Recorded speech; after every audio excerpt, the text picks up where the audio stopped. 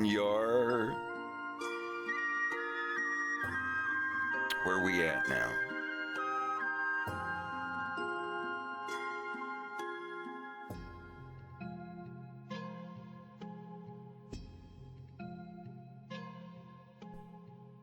Well, give me just a mo. Yeah, yeah, yeah, yeah, yeah, yeah.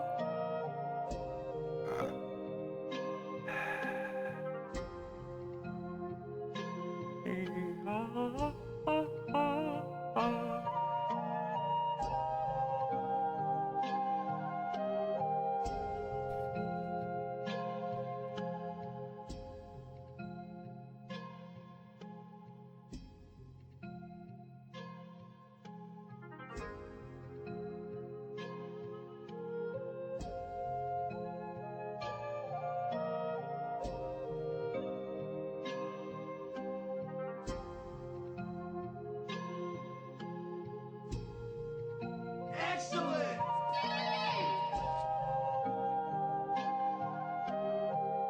Sail Truant, thank you. Much appreciated. And happy birthday.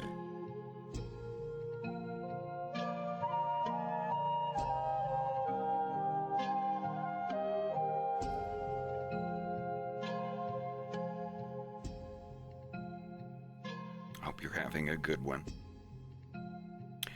I've been script writing for a few days. Привет, привет. Dzień dobry. I've also been practicing my Polish phonetics.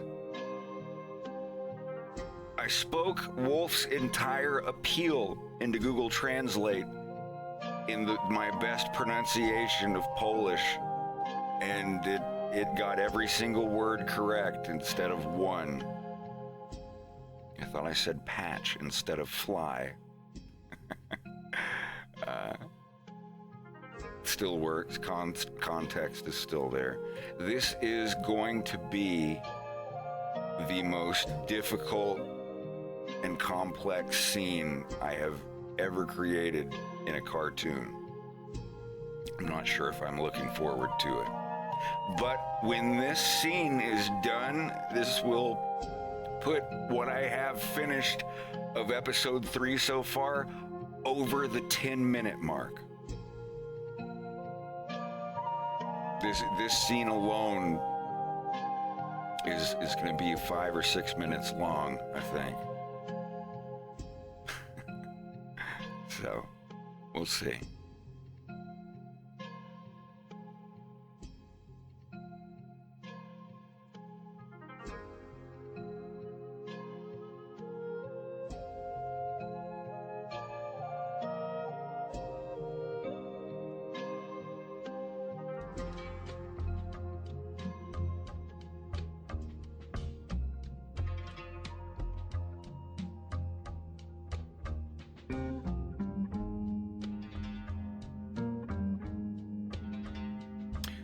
Something about the repetition here.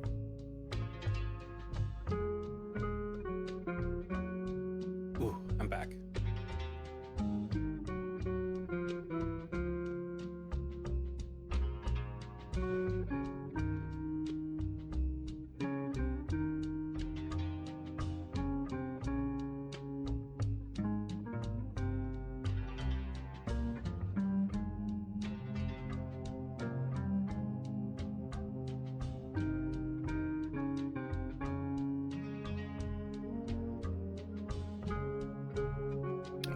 This will do.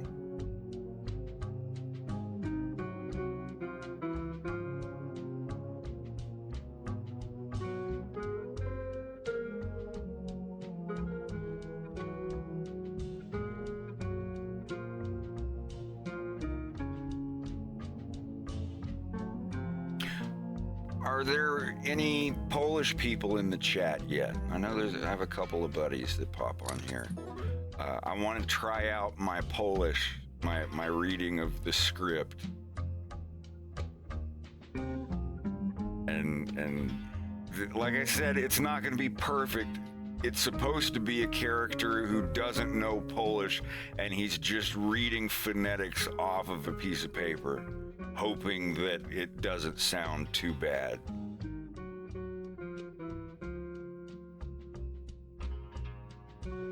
So, I'll ask again later when more people show up to see if there's anyone that can understand my Polish.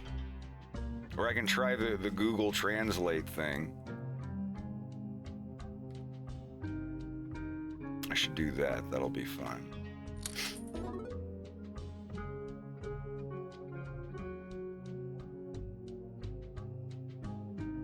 All right.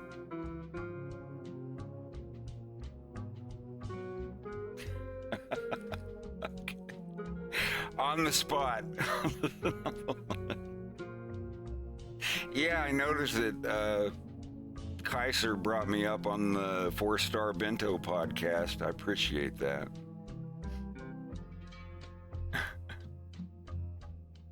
Oh, Rona VT, thank you. Appreciate it. All right, so Wolf has this piece of paper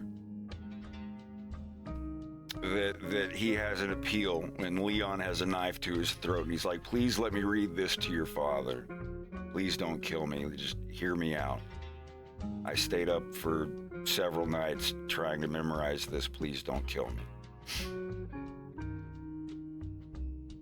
Blah, blah, blah, blah, blah, blah, blah, blah, blah, blah. Hey, I know Polish. It translated. Anyway, yeah, okay. Wolf has a knife to his throat, and he's got one chance to appeal to this guy. Let me read this, please. I've got this paper. Go. Jestem tu dzisiaj, aby spłacić dług mojego ojca, ale co ważniejsze, aby znaleźć pracę.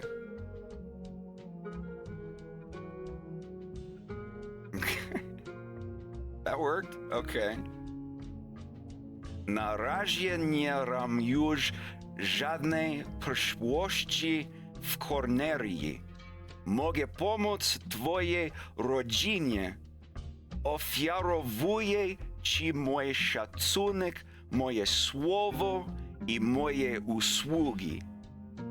Na przykład mógłbym nauczyć każdego, jak latać tym statkiem, który ci przyniosłem. Jestem doskonałym pilotem, nawet z jednym okiem.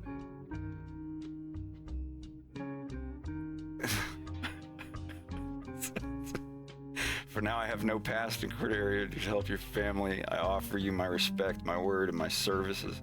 For example, I could teach anyone how to patch this ship I brought you.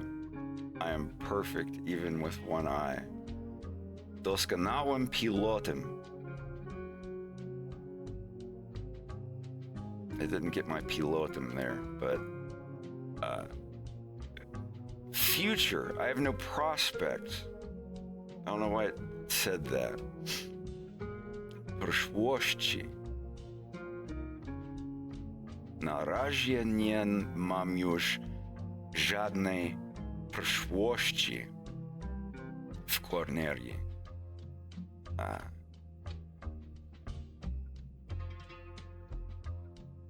Przyszłość. I don't know if I got that word right.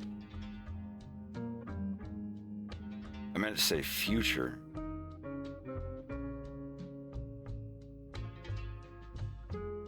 That's what I tried to say. Something like that.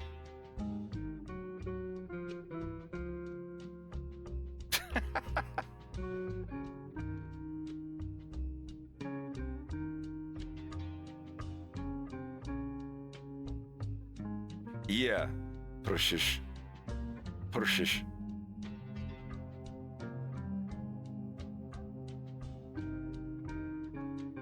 But hey, not bad for a wolf having a knife to his throat and reading it off of a piece of paper.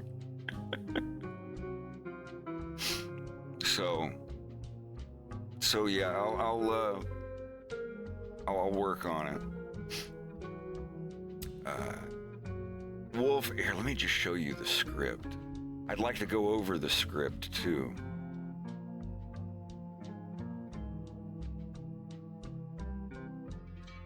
I did a reading of it to my friends the other night.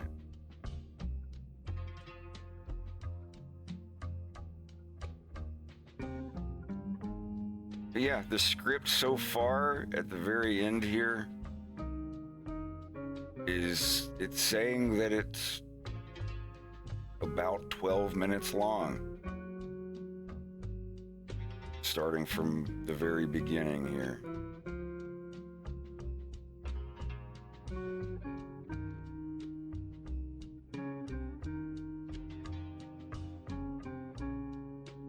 Can I put this back here? There, that'll do.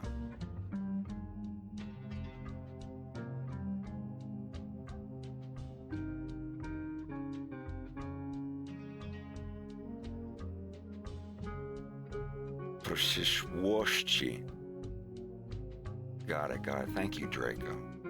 That was the word I had there, but I guess the phonetics are weird. Actually trying to read it from Polish, I don't know all the letters yet. I have an idea of them. But like I said, I'm not busting out to learn Polish too soon here, but here we go. 5 reptilian men, Maciek, Yarek, Pyotr, Stanislav, and Nikolai, are circled around a grill, enjoying a shashlik-style barbecue of some large indigenous insects. Soy-esque music is heard from the boombox on the table. The men eventually notice the small ship landing on the pad behind them. Men look beyond the camera at the ship landing. Nikolai starts to walk toward the ship. Landing gear of the ship locks. Canopy raises. Wolf gets up out of his chair as Nikolai approaches the ship. Wolf climbs down from the greenie's extended rungs as Nikolai approaches him, smoking a cigarette. The two stand several feet apart. Nikolai takes a long drag off of his cigarette. Nikolai blows these are camera changes, if you're wondering what these are, every time the camera changes. Nikolai blows the smoke in Wolf's face. Wolf opens his eyes after the smoke clears. You must be Nikolai. Nikolai extends his free hand. Launch key. Wolf pulls the greenie's launch key from his pocket. Nikolai takes it. Cut to short black. External ship landing pad on. In the distance, Nikolai sits in the cockpit of the greenie, testing the features of the ship. Wolf has joined everyone else circled around the barbecue. Maciek turns to Wolf. Maciek gestures toward the barbecue, looking at Wolf. In Polish, he says, You hungry? Eat some. Głodny? Poczęstuj się. Wolf stares at the sizzling bug skewers. Stanislav off screen in Polish. They're all speaking in Polish here where it says, he probably doesn't want to singe his hairy fingers. Yarek off screen in Polish. Maciek, give him one of yours. Maciek, grinning, looks to Stanislav, then Pyotr and Yarek. He again turns to Wolf, sticking out his fresh skewer of bugs, offering one on the end. In Polish, he says, No, bierz. Take. And then he says in English, take. Wolf reaches forward and tugs at the topmost bug on Maciek's skewer, slipping it off the end. Wolf holds the cooked bug in both hands, gazing down at it. He turns to Maciek. So, how do I, Maciek raises his skewer, crack this thing open, and Maciek takes a huge bite out of his next cooked bug. His teeth tear away almost exactly half of it, some of the head, some of the body. Maciek chews his food loudly. Oh. Maciek keeps chewing. Wolf looks down at his food, turning it over in his hands. Wolf looks into the eyes of the cooked bug. Never thought I'd miss the food on Corneria. Wolf's expression hardens. He opens wide and takes a huge bite, devouring the entire head first. He chews, eventually further tilting his head, trying to form an opinion on the taste swallowing. He looks to the others and smiles. Bardzo Doberge. Stanislav gives Wolf a nod while Yarek and Pyotr smirk. Maciek just continues eating. Then it cuts to them in Nikolai's car driving. Nikolai is behind the wheel of the small car, Wolf beside him, and the brothers Stanislav and Pyotr in the back. Wolf has an unsure look on his face as he gazes out the window, watching the foliage go by. Stanislav says to Nikolai in Polish, "Kolya, the ship is perfect?" Wolf says to Nikolai, "Are we gonna go see Janusz now, or what?" Nikolai briefly glances at Wolf, then focuses back on driving through the upcoming tunnel. Nikolai says to the ones in the back in Polish, "There is a small problem." The car drives into the tunnel. Stanislav replies in Polish, "Something broken, damaged." Nikolai in Polish, "I found tracking device, though it was smashed." Wolf in the rearview mirror, "Hey guys, is Janusz gonna be there when we get there? Wherever it is we're going?" The others continue talking in their own language, pretty much ignoring Wolf. Pyotr says, "He could have smashed it as he was landing." Nikolai, "Exactly. We will see what Janusz has to say." Wolf says, "You guys can't understand a word I'm saying, can you?" Wolf turns to Nikolai, gesturing with his hands as he speaks. "Nico, I see Janusz now?" Nikolai in English, Yes, we go seeing Janusz now." Wolf looks out the window. His expression is uncomfortable, saying to himself, "This probably wasn't a good idea." Now we have a shot inside the lobby of the Pawlowski compound. Under a giant lamp in the shape of a P insignia, beautiful reptilian women in bikinis are swimming in a well-lit pool. This pool serves as the ceiling of the fancy lobby below. Wolf is sitting on a couch across from Stanislav and Pyotr, who are on the couch opposite. Nikolai stands in a corner nearby, closest to the door of Janusz's office. Pyotr looks at Wolf's hair, then turns to Stanislav, saying in Polish, Wolf says, "This is a real nice place." Pyotr runs his finger up and down in front of his forehead, referencing Wolf's styled hair. Pyotr says to his brother in Polish, "His hair makes him look like a girl." Stanislav replies in Polish, "I'm not familiar with how their women look." Pyotr subtly points in Wolf's direction while still facing Stanislav. In Polish, he says, "They look a bit like that." Pyotr and Stanislav look across the room at Wolf, both brothers trying to hide their grinning. Even Nikolai smirks.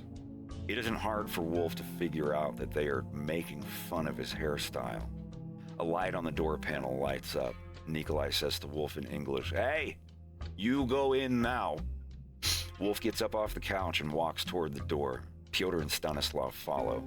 Wolf opens the door with one hand while stealthily pushing his hair back with the other, now more resembling his trademark mohawk. Internal shot of Janusz's office. Wolf comes forward and stands before Janusz's desk. Wolf saying a bit slowly, "Good morning. It's nice to finally meet you." Janusz motions to the chair nearest him. Wolf makes his way forward and sits down. Stanislav and Pyotr stand nearby, behind Wolf. Janusz continues in Polish. "Good morning. Nikolai tells me you have followed through on your promise." Wolf, Janusz continues in Polish, grinning. "You can't understand a word I am saying, can you?" Wolf, a bit slowly gesturing. I don't speak your language. Sorry." Janusz smirks and nods. Wolf continues. Nie rozumiem. Proszę, wybacz mi." Janusz laughs. In Polish in the other room. "Leon, come in here. The son of the gambler has arrived."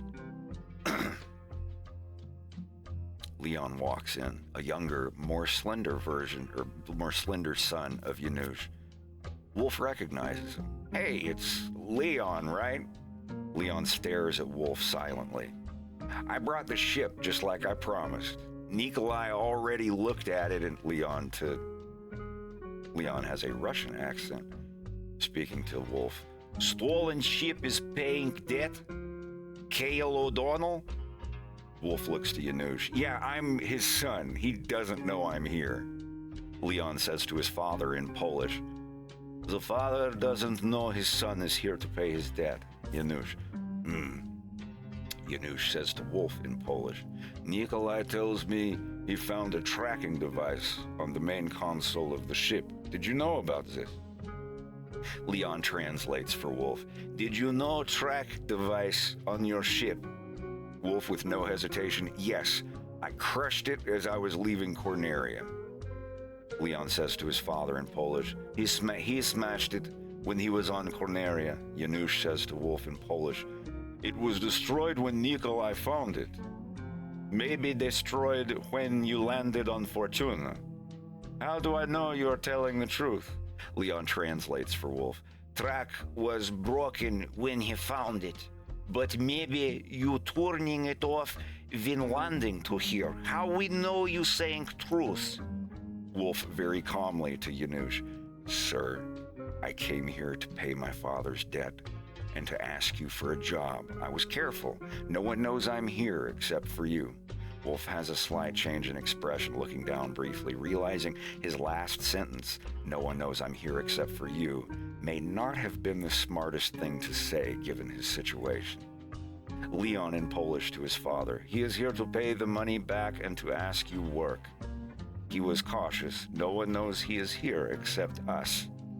Janusz says in Polish to Wolf, you honor your father by paying his debt, but even so, I cannot simply take your word regarding this tracking device. I cannot leave loose ends untied, and you, boy, are most definitely now a loose end. Leon, translating to Wolf, you honoring father because paying the money, but I cannot trusting you. I cannot letting you leave. Wolf looks angry at Leon. Are you sure you're telling him exactly what I'm saying? Janusz motions to Leon. Leon gets up from his chair. Janusz says in Polish, amused, he will make it quick. Don't resist. It will hurt much less. Leon doesn't bother to translate. He brandishes a sharp, shiny blade and gets up from his chair. Wolf stands up immediately, showing his palms. Stanislav and Pyotr grab Wolf's wrists and hold him in place at his shoulders. Leon continues to approach Wolf, grinning. Wolf, now wait, please. Please, hold on a second, sir. Wait. Leon rolls his eyes as he translates for his father, easing the blade up to Wolf's throat. Leon translates in Polish to his father. Wait, please, sir. Wait. Wolf, stammering loud, says, I have to say something to you.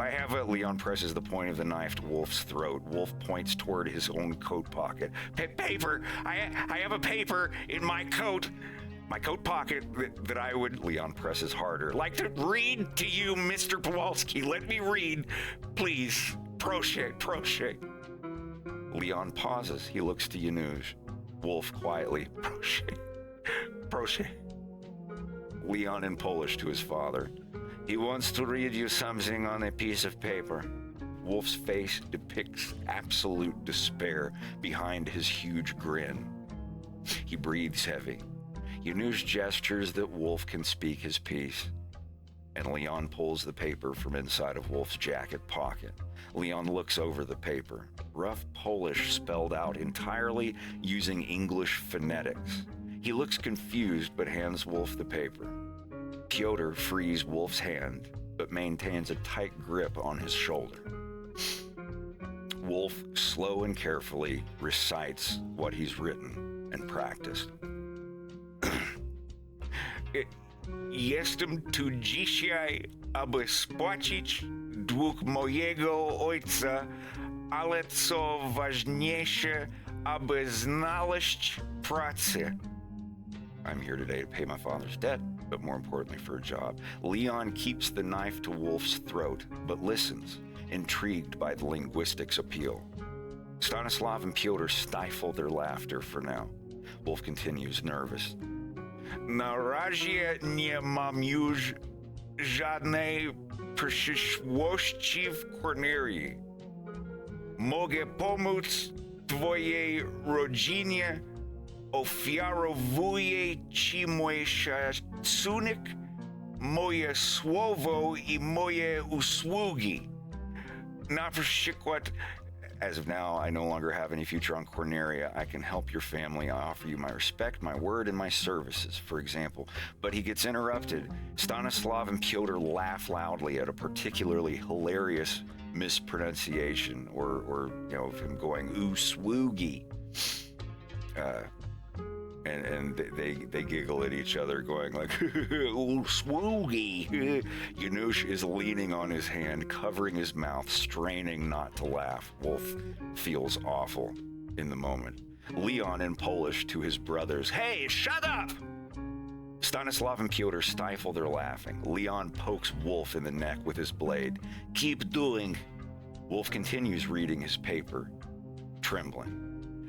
Na przykład mógłbym nauczyć każdego, jak latać tym statkiem, który ci przyniosłem. Jestem doskonałym pilotem, nawet z jednym okiem. Mogę ci... For example, I could teach anyone how to fly the ship I have brought you. I am an excellent pilot, even with only one eye. I can... When he gets to Mogichi, Leon leans into Wolf, interrupting. You can teaching me? Sure, I could teach all of you. I could teach every... Leon grabs the paper out of Wolf's hand and looks him in the eye, still holding the knife to Wolf's throat. Leon, frustrated, saying, no, only me. You can teaching me? Absolutely, positively, 101%. Leon hesitates. He doesn't understand any of those words and phrases. Wolf continues firmly but weakly, yes, I can, I will.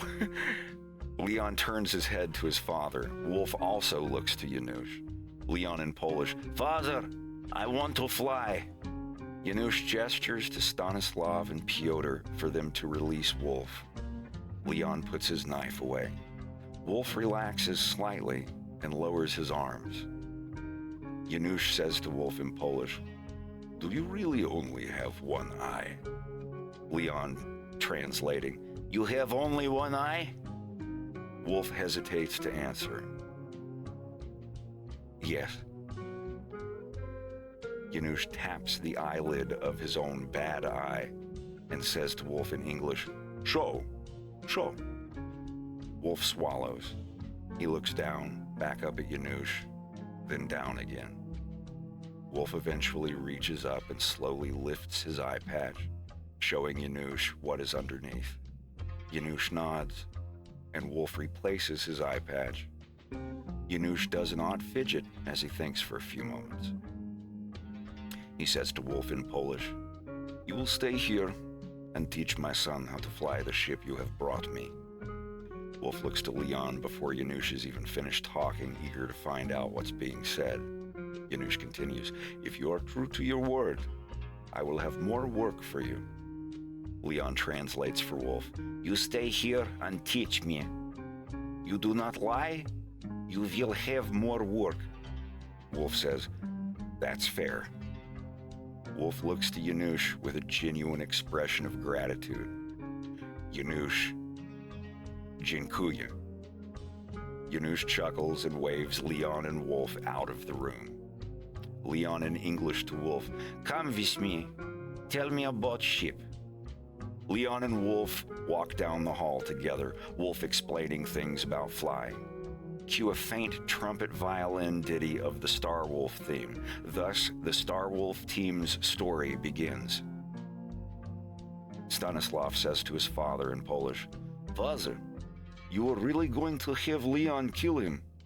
Janusz in Polish, I wanted to see if he was telling the truth. I will believe him for now. End scene. That is the entire scene that I have to fucking animate. It's gonna take a little while, but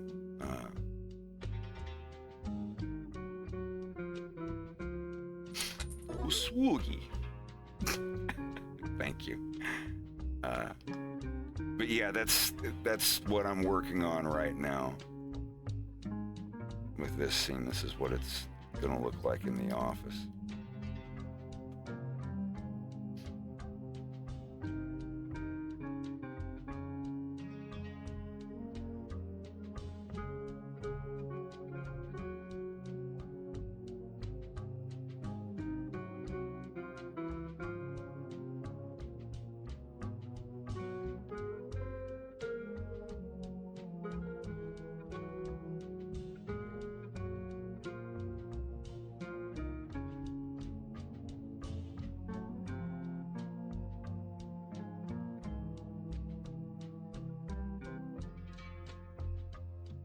Oh, I can't wait.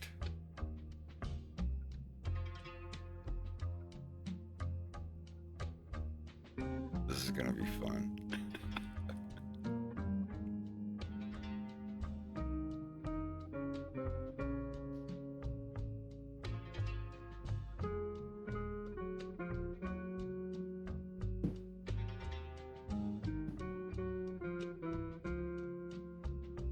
Excellent!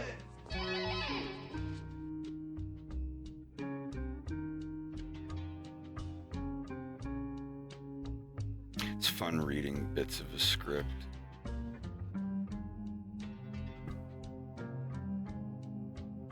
Hey, Paul, thank you for the 2 years. Much appreciated.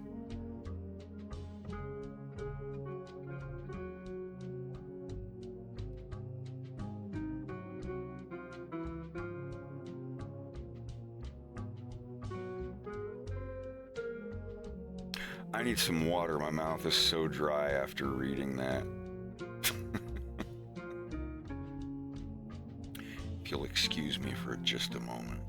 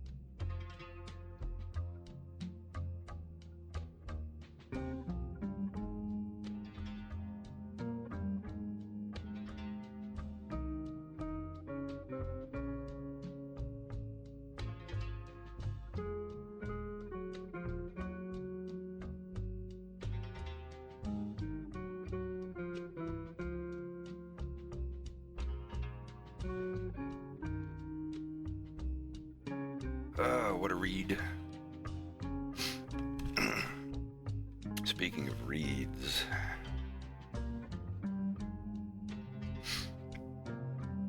might have to add more in the background at other angles.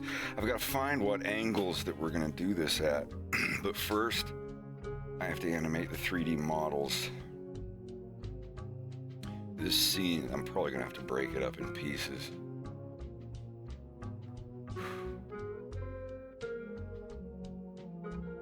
I think this scene is going to be even longer than the leg scene, the jail cell scene in episode 1. That shit took me months and months.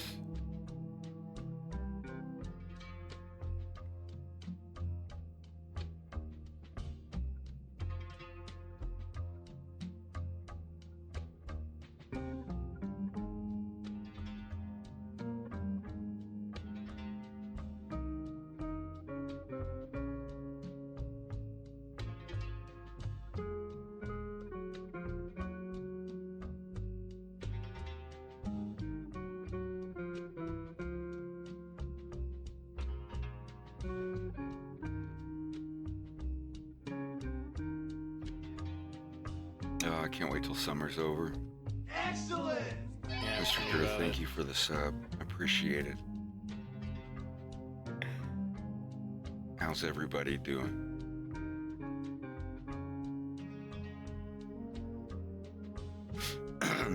Do I know how long the episode will be?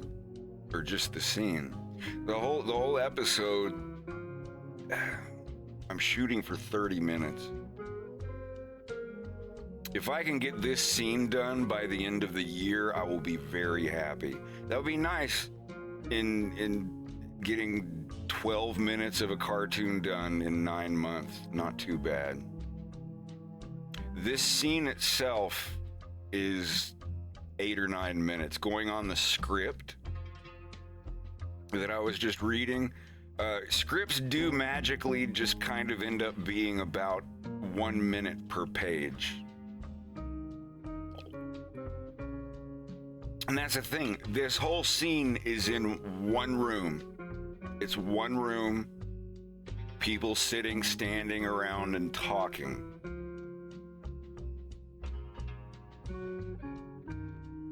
Right now, I just kind of want to make up a few mock-up camera angles and then, just see how they look. Just like what I'm doing here. These are not actually the animation. Like, these are just test pictures, a concept, I guess.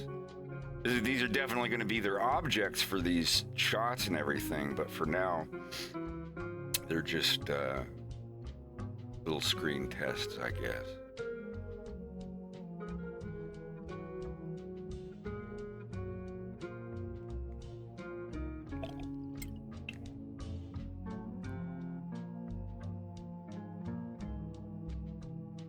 All right, anyhow. Yeah, this is my storyboard. Everything I do here is everything I storyboard it's just in this mode. I set up the cameras where everybody's supposed to be.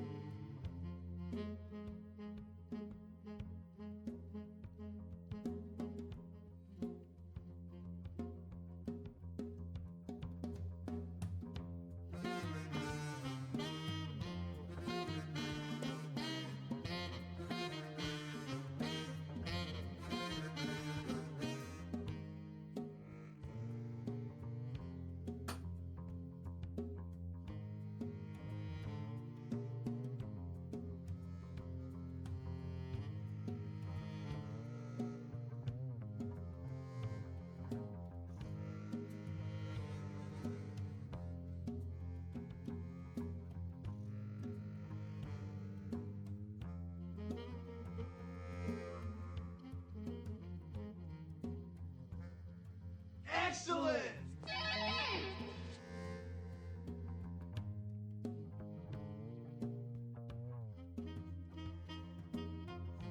Gris, thank you for the sub. You're almost at 4 years. Yeah, it is. It's hot as hell today. It's hot down here in the basement. It's usually not this bad.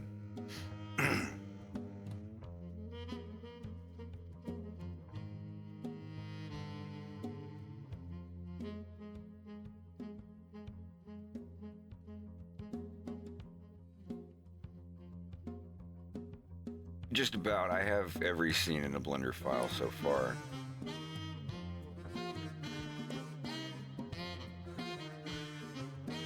I like the car one here.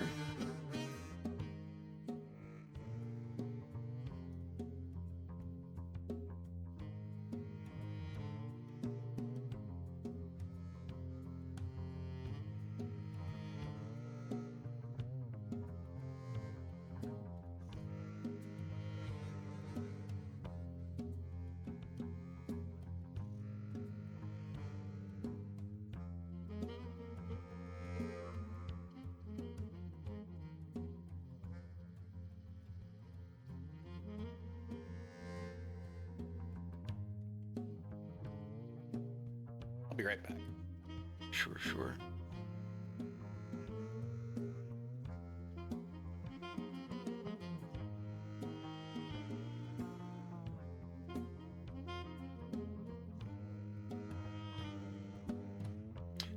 I can't do much on these scenes until I get the Polish voice lines back. But I have all of the characters set up where they're gonna be.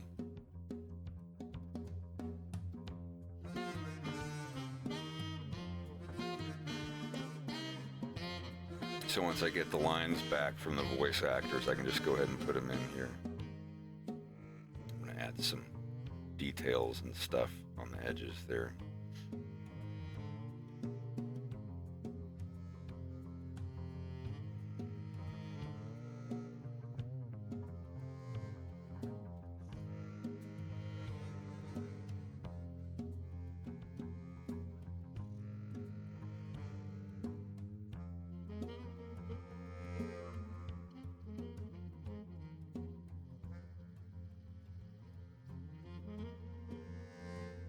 Turn the grass off.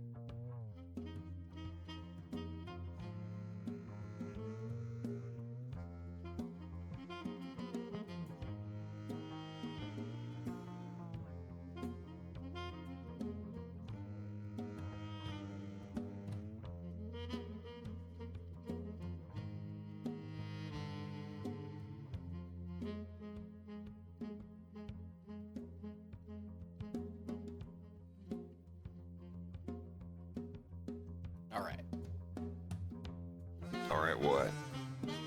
I'm back. Oh, good. Yeah.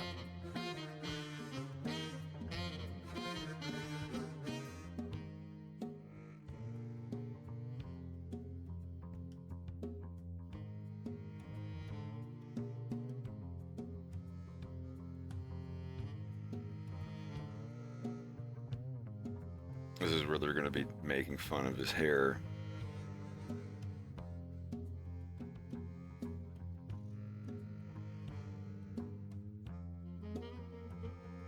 It's going to be fun to do.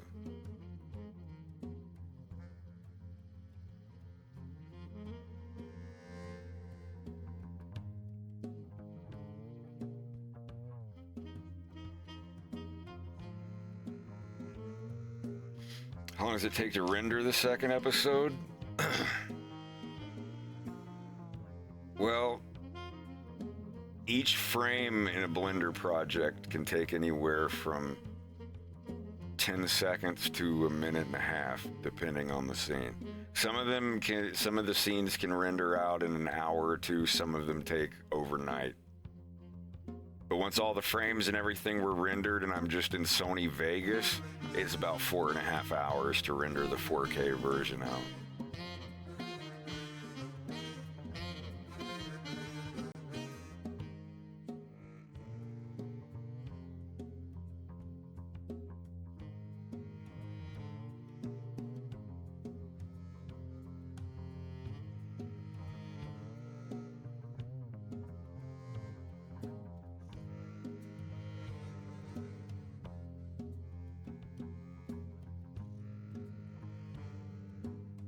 Excellent!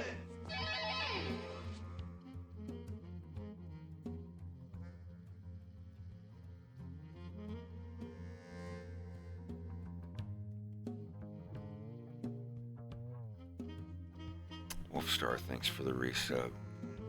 Yeah, gosh, guess it has been.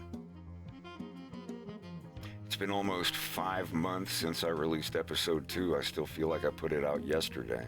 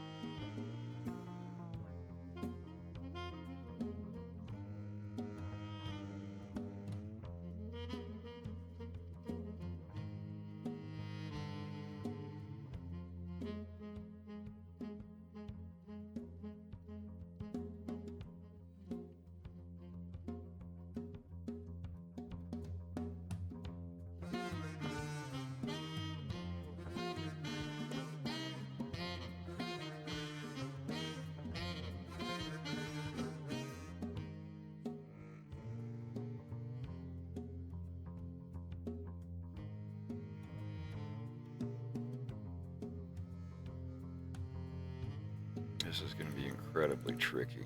Not impossible. I'm not worried about not being able to do it. I'm past that with the shit that I do. There's never going to be a scene I come to where I'm like, oh, I can't do this. I don't know what. It's just a matter of, okay, how many hours is this going to take? How many weeks is this going to take?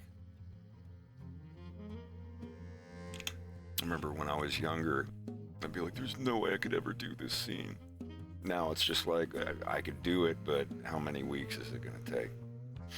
It's a more professional way to look at things.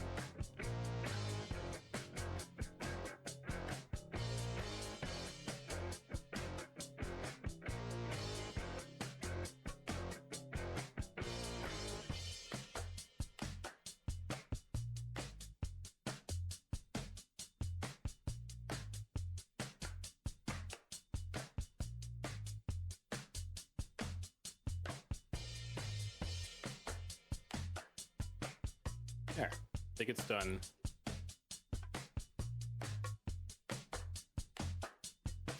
What's done? The recut of my intro for my stream. The microwave. Yeah. Hell yeah. All I have to do is get the Twitch integrated throwing thing redone, and then I'm back to normal.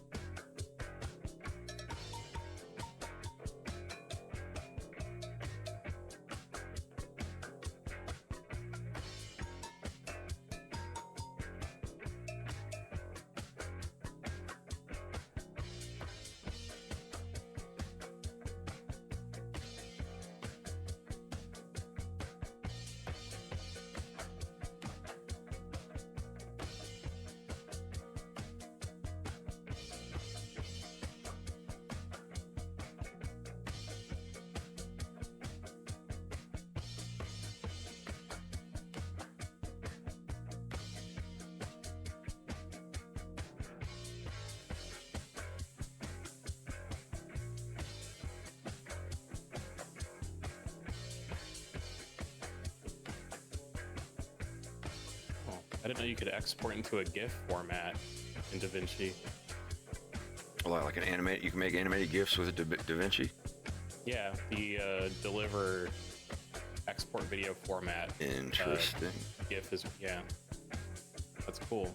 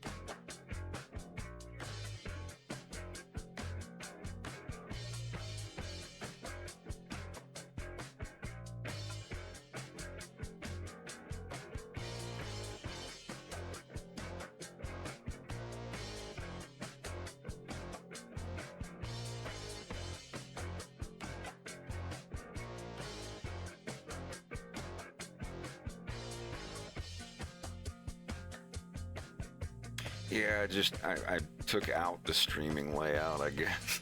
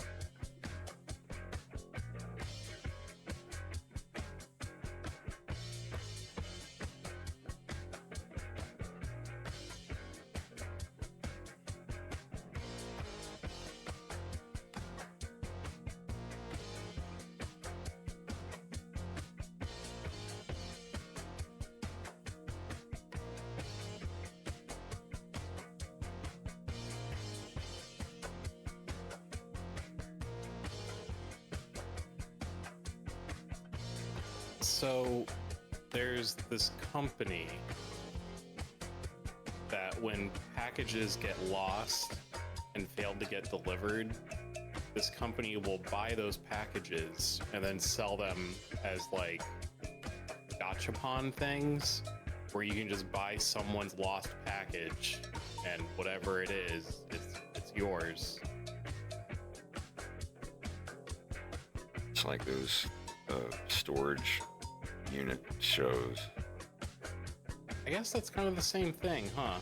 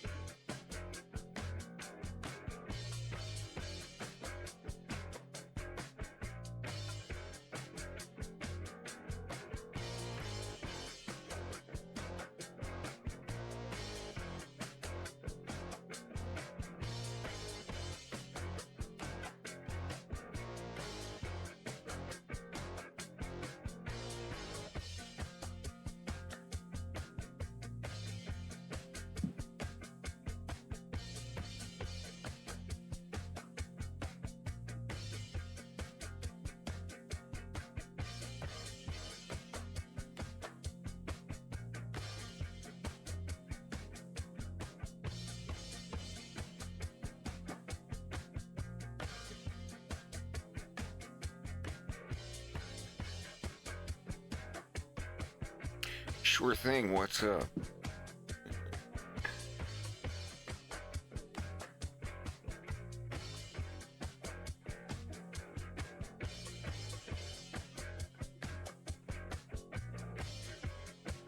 strangest insult I've ever heard. I'd have to get back to you on that one.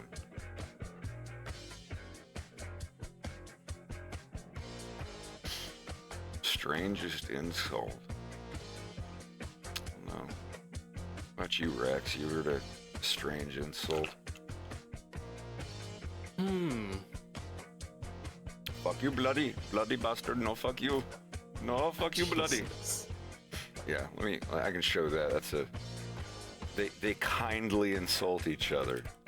I watched, God, what was her name? Bianca Del Rio. She's a drag queen. And someone put together a video compilation of her just like insulting people just for the fun of it. And she insulted, like, there's this long running drag queen, goes by Lady Bunny. And she's obvious. I think she's like surprise in her 60s or something. And she was like, Bianca Del Rio was on stage with Lady Bunny, and Lady Bunny was DJing, but she was doing it all on CDs. Like, she had a huge like CD booklet, and that's like very telling of like how long you've been a drag queen, because you're showing up with CDs to a show. And Bianca was just like, look at this shit, look at this binder. I thought this was like a photo album. And she's like, I thought this was Lady Bunny's photo album. Like, here's me at the buffet, because she's like a large woman. And she's like, and here's me when I got AIDS. And everyone was like, oh. And Lady Bunny was like, I'm too fat to have AIDS. Don't. Wow. They just kept like dogging on each other real hard. Here's the one I was talking about. It's like they almost start being friendly, and then they're like, well, I'm sorry, sir, but I must begin insulting you again. Okay, sir, go ahead. Oh, fuck you, bloody. No, bloody bastard. Fuck you. Yeah. If you want to go, then you go to hill and go down. Why you get Okay, fried, yes, man? why? Are you crazy? You're fucking Because paranoid, you are man. fucking, you are fucking. You fucking, you bloody. you bloody. Fuck you, bloody. Bastard, bitch. You fuck you, bastard, fuck you. you. Bloody, fuck you, bloody. Fucking mother, bloody, fuck, bitch. But you Bloody, what fuck do? you. Fucking bloody bastard. Benchwood, bloody. Banchot, you. You blunder. No, but why is Bloody no. Why? Bloody That fucking. is if accident, then what you wanna Why do? you fuck me? I fuck you, bloody. Bloody bastard. Fucking running like lady, eh? Bloody. What the fuck, man? Fucking now shout at me, innit? Why you shouting at me? Because I am going to the work. If you don't do, you do the other places. Why you shouting? Because of this, you are doing. I don't know. You are doing like this. I think you are going to accident. No, shouting at me no good, man. Me no but- shout at you.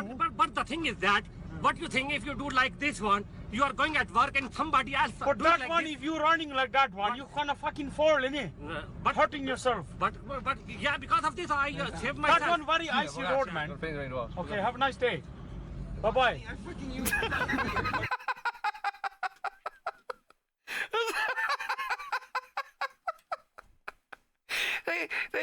They can't decide. They can't decide if they want to be nice or mean to each other. It's like, you bloody bastard, fuck you, but be careful. If you're walking here, you're going to get hurt. Okay, have a nice day. No, fuck you. No, fuck you. It's just, it comes in waves. I don't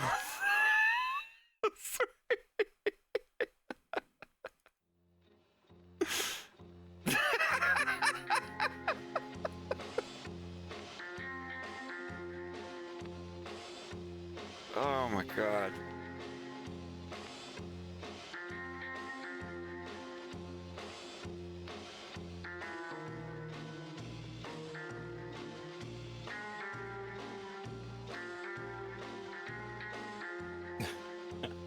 Another one that Bianca had said was, she was talking about another drag queen. And she was like, she's so ugly, when she went into a haunted house, she came out with a job application.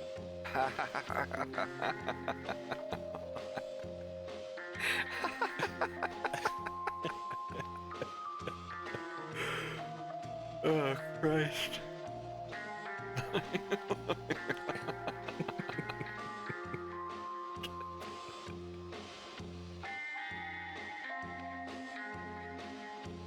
Insulting each other and then it's just ending with, okay, have a nice day. Thank you. Insult me again.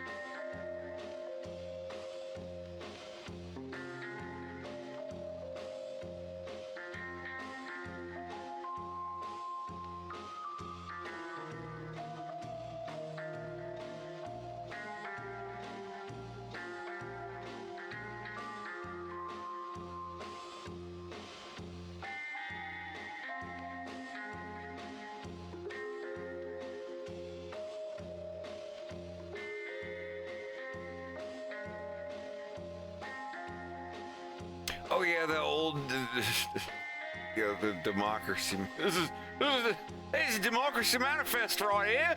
This is, I remember that one. Oh man, they interviewed him about that not too long ago.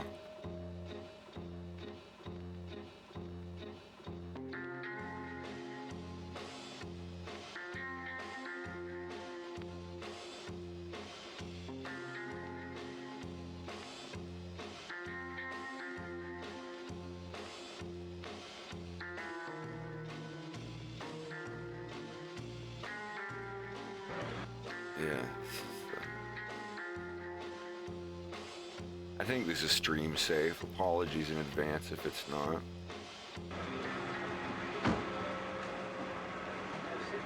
Just a moment, you just assured me that I could speak. Sit down inside the car. We're not assuring anything. We're under arrest. Look, I'm under what? Come on. Gentlemen, this is Democracy Manifest. Have a look at the headlock here. See that chap over there? Get your hand off my penis! This is the bloke who got me on the penis before. Get some cups. Why did you do this to me? Hop in the car. Get some cups. For what reason? What is the charge? Eating a meal? A succulent Chinese meal? Oh, that's a nice headlock, sir. Oh, ah, yes. I see that you know your judo well. Good.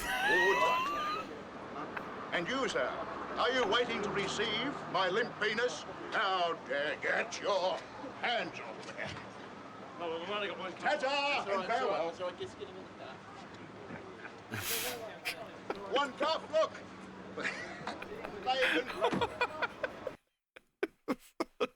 Silent Chinese.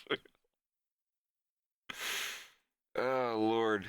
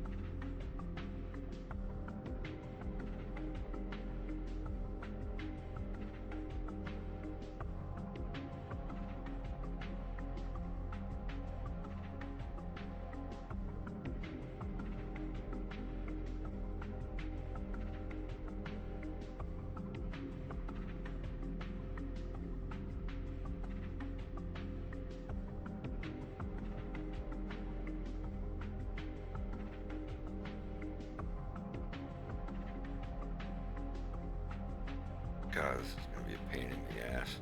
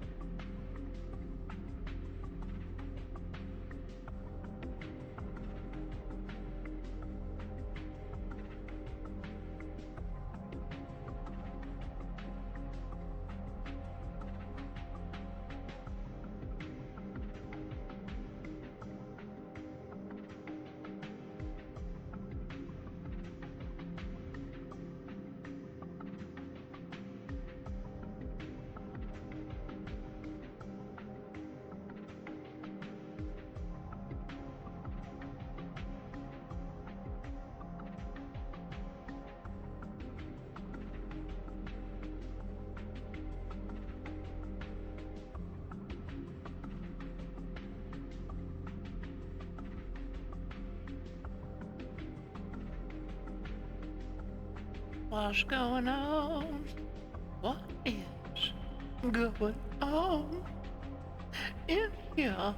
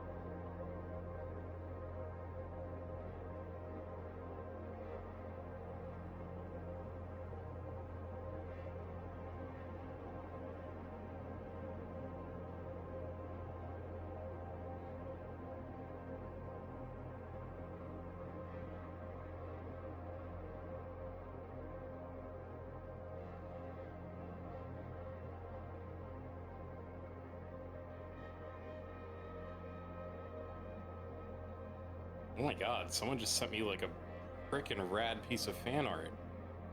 Oh yeah. Ooh. Share with the class. I'll put it in Discord. They like my streams and they like the sprinkles thing, so they made this for me.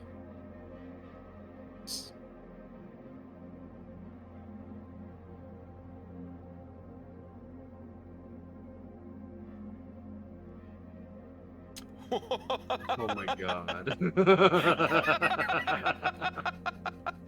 Your hair looks like a frosty freeze. Like I could order it from fucking Dairy Queen. Yeah, I am a Dairy Queen, dude. Hey, that's the truth. Oh, That's hold on, really brother. good, dude. If they're in the stream right now.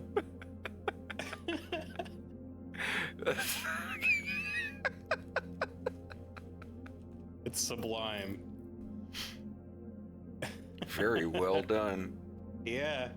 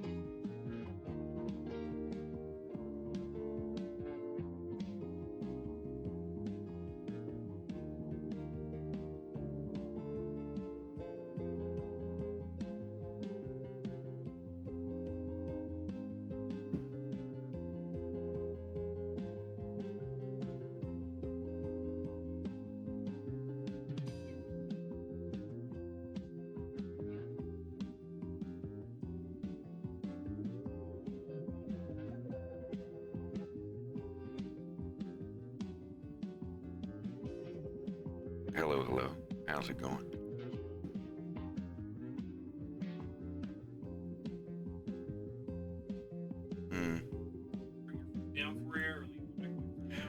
I'd leave it in the microwave. I am still bloated.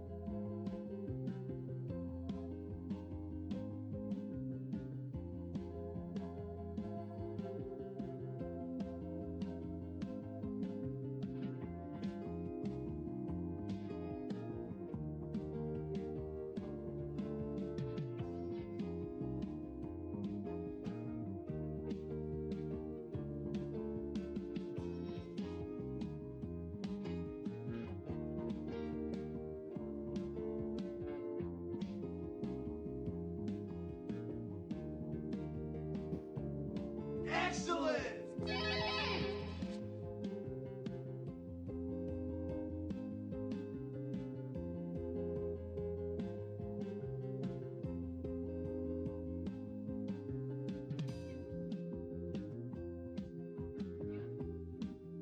AFIS, thanks for the resub.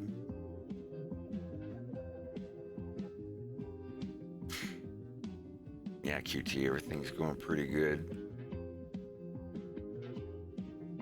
I'm setting up the most complicated scene I've ever done. I'm a little intimidated, but I don't think I'll have a bad time at it. It'll just take a while.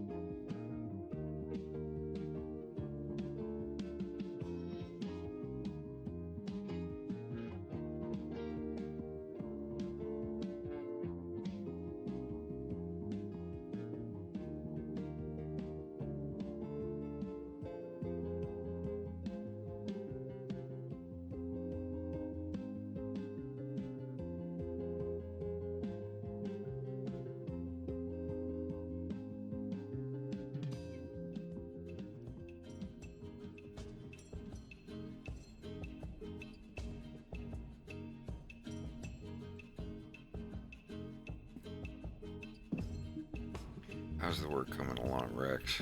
You about back to where you were? Yeah, I'm starting all the tit stuff right now. right now. So resetting all the channel point rewards within. Man, I'm so annoyed with the name.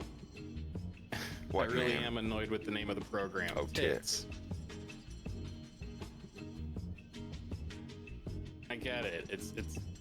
It's not even tongue in cheek. It's full cheek. It's.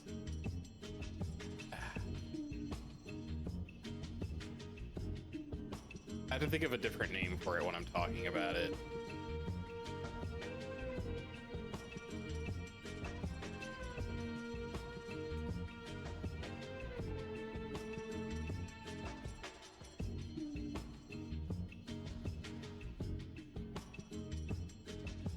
You know, I thought that too.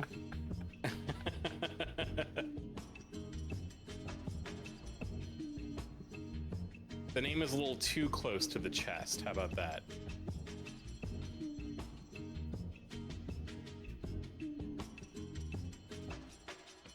Yeah, because for my streams, I use a program called the Twitch Integrated Throwing System, which is an acronym for TITS. And I can make I use it to make little models of food that people can use commands or rewards or type the food in the chat, and then that model will come in and like be thrown at me. And I've been using it for about a month now, and I've got it pretty well put together. Like I kind of understand the program up and down. It's just. And it's a great program. Like if you're streaming, and you can use it for lots of other things too, but I fully support the creators of it. It was like $15, and they have a very active community. Like they listen to bugs and issues, and they actively try to improve the program and make it better. So I fully support it, and I want people to get involved with it if that's their thing. It's just talking about it. It gets a little much.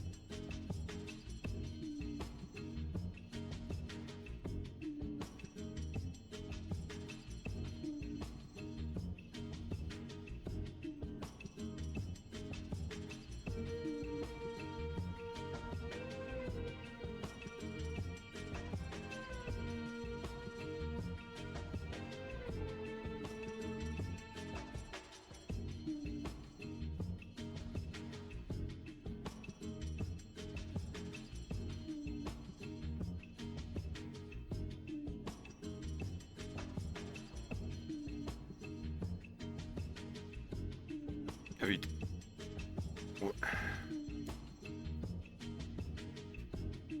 Sorry, Blender's just giving me shit.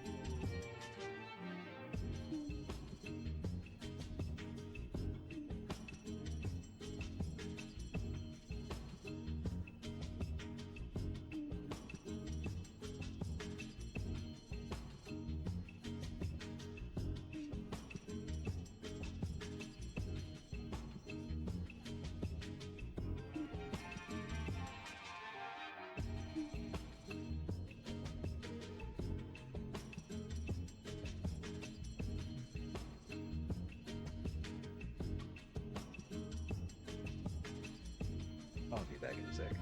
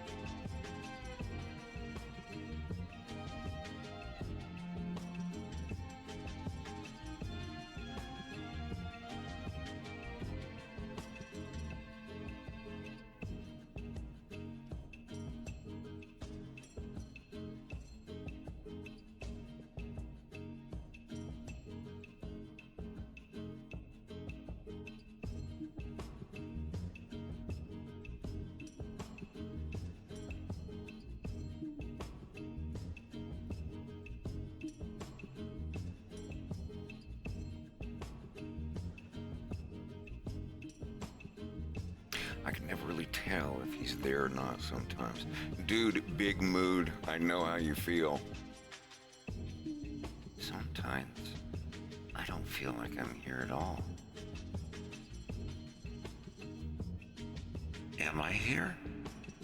Is that me talking? I can't tell. How do I know if I don't have any inner monologue? I'm so confused. Oh well. Anyway, how's everybody doing? Just trying to find my other preference files or reference files. Preference files.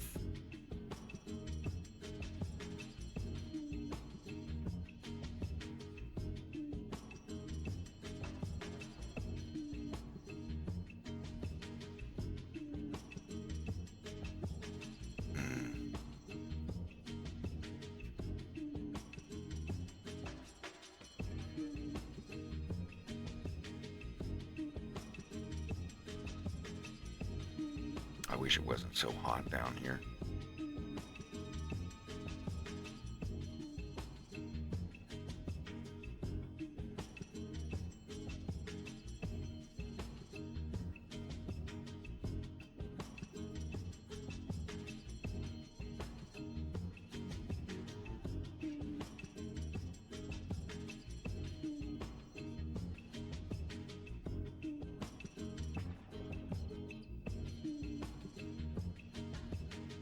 Yeah, I put my fan under my desk. So it's like blowing cool air up my shorts. Feels pretty nice. Yeah.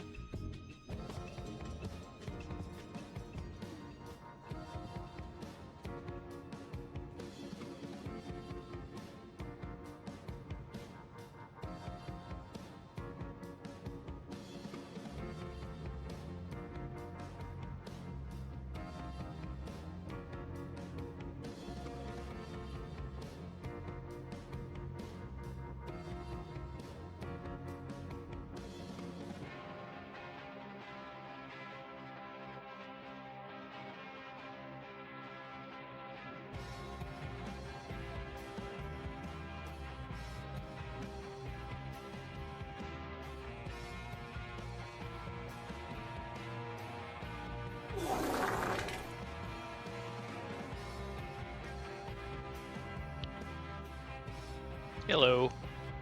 Hey, Greg. How's it going? It's good. Still fixing all my stream stuff. I'm down to the very last task. I just have to put all my food stuff into the food fight program that I'm using.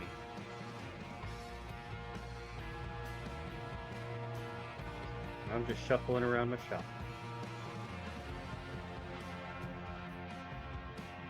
Oh no. Oh, Bubba. What?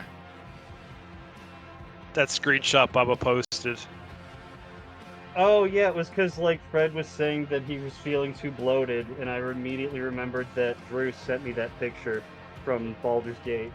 Yeah.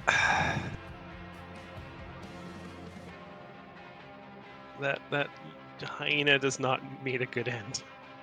None of them do. I saw a thing where you can talk to animals.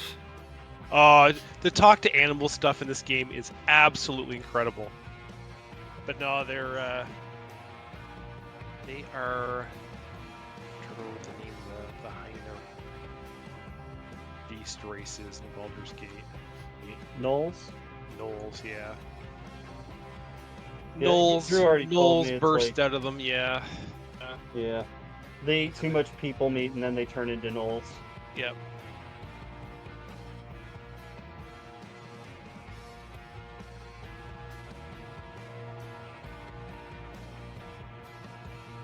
Are there any other anthro characters in that? I don't know. I don't think so.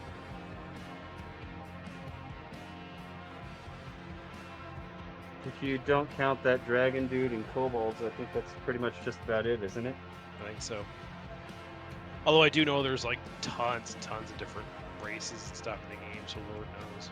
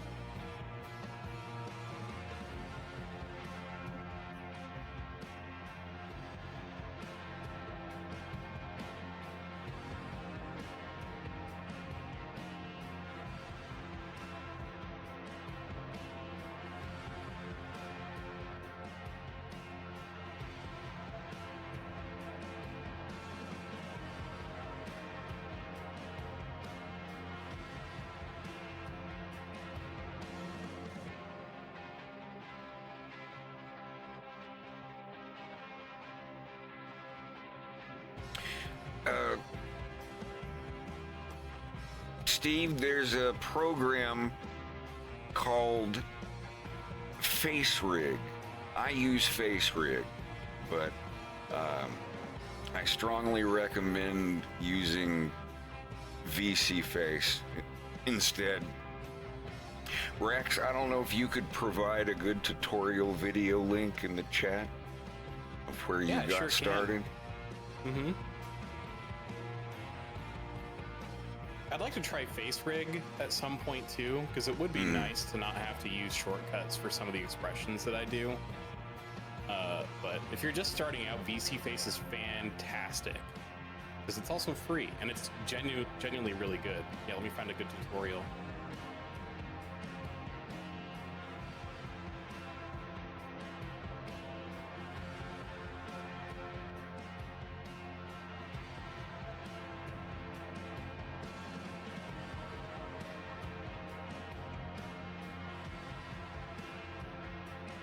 Excellent! There you go.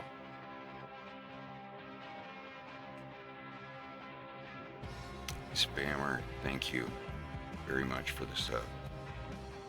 Very appreciated.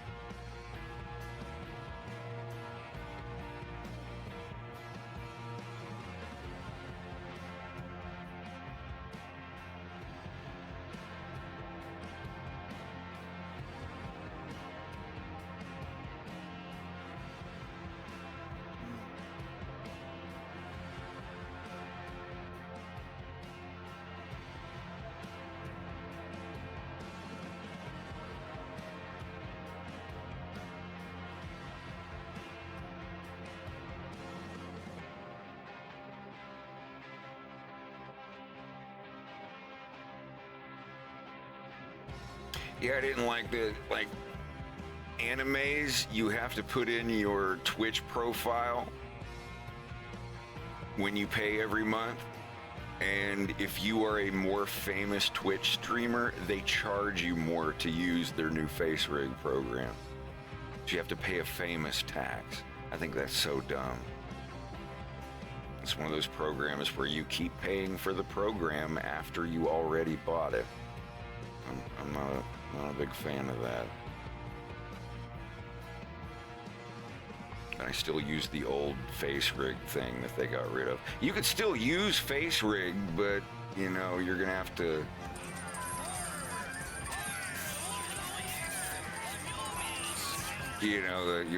they don't sell it anymore. You can't buy it on Steam, but you know, if you wanna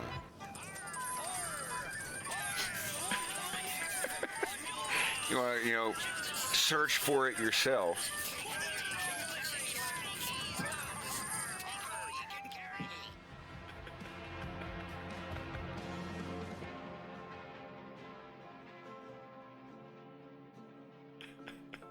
I have a button for when I can't talk.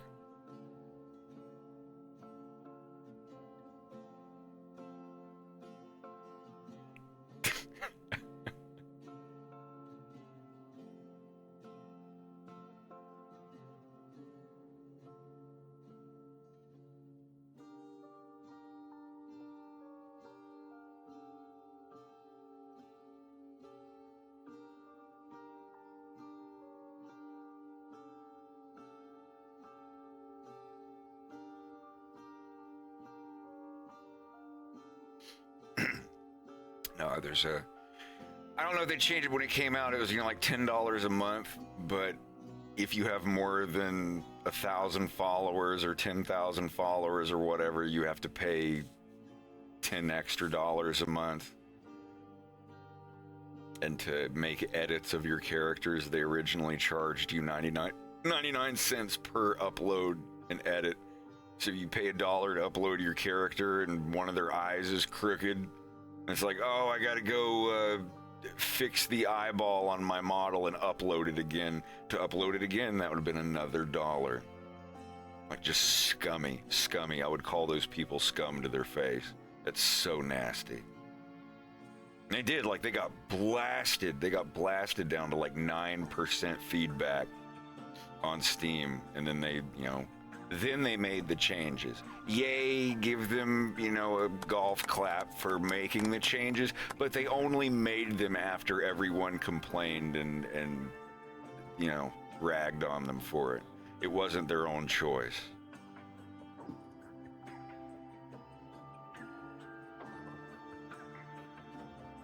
You spoke and we listened.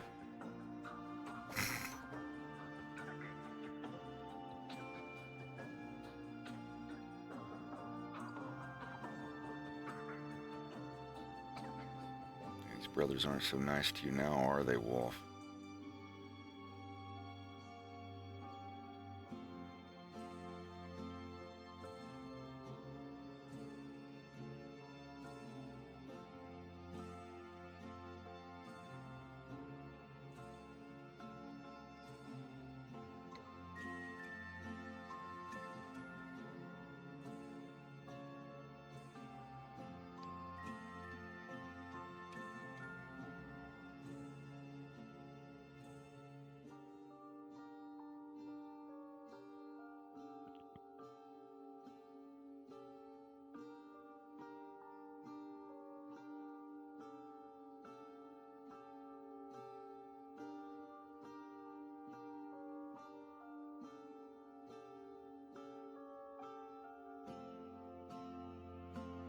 Do you remember me talking about that Baldur's Gate 3 issue that my buddy Buck kept having in our multiplayer game?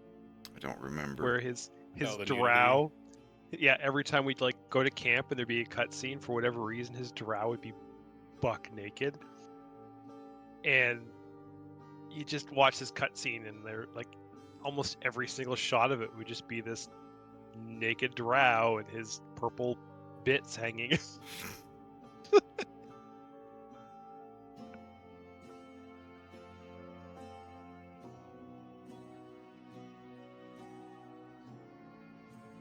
Did they give them holes as well? Like, do they got bee holes? I don't think you.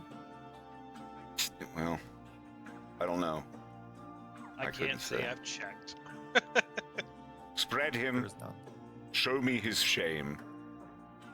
Disgusting. Send him away. There's so much sex in that game. Good God. I know it's a great game and everything, but geez, there's so much sex stuff in that game. Wonderful. Nerds are horny people.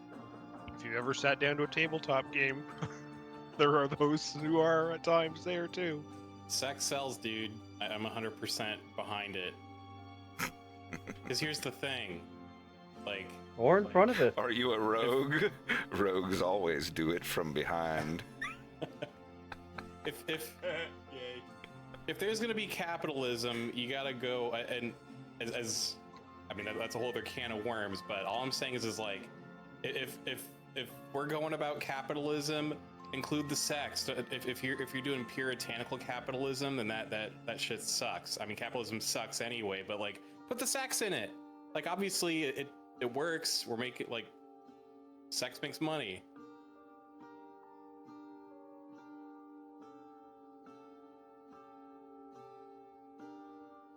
Show me the slits. Show me the dicks. I don't care. Mr. Regular, Brian, the Twitch gives you half of the money. If you subscribe to someone for a month, you pay $5. The streamer gets $2.49 of that. If you give bits, like they're just basically pennies, you get 100 of them for $1.20. So the fee for the bits comes out on the person buying the bits. And then when you send me the 100 bits that you paid $1.20 for, I get $1 out of that at the end of the month. I always tell people, like, if you want to give me every dollar that you can without people taking a cut, subscribe to the Patreon. I don't mind if people sub on here. Like, I appreciate the subs. YouTube, their super chats. Like, I don't know what for monetization on the ads and stuff. That's a huge spectrum. Some ads give you more, some ads give you less. When I put up episode 3 or episode 2 of A Fox in Space, I got about $3,000 for it. I got $2,000 the first month, I got $1,000 the next month, and now I get like $40 a month from it. If you're on YouTube and you send a super chat or a super text comment, YouTube takes 1/3 of that. If you're on there saying like, hey Fred, I love your cartoons, super chat, $100, YouTube takes $30-something of that. It's scummy. It's the shittiest garbage rule that they have. And yeah, Twitch is even worse with the subs and stuff. They take half of the money. YouTube takes 1/3 of your super chats, 30% or 35% or something like that. So yeah, if you send someone $100 super chat on YouTube, they're only getting like $60-something of that. You send someone $100 on Patreon, you send me $100 on Patreon, I get $95 of it.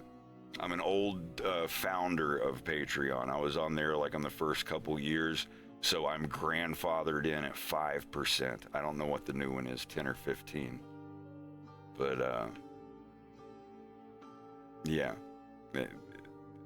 them taking that much. It's like, imagine that's worse than the ATM at a strip club. It's like getting $30 out of an ATM at a strip club and there being a $10 ATM fee. YouTube is worse than that.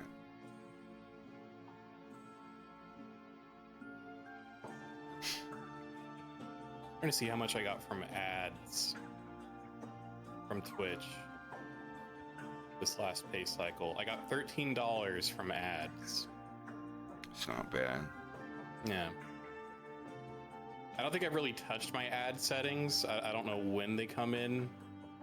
I mean, people got to make their paper. That's fine. It's just, it does get a little bit tiresome when I'm talking to, like, if I just find someone new on Twitch that gets recommended to me, I'm like, hey, how's it going? And like, I give them a follow, and then immediately an ad plays as they're saying hi to me, and it goes on for like 2 minutes. I'm like, well, all right, well. It's just the nature of the beast.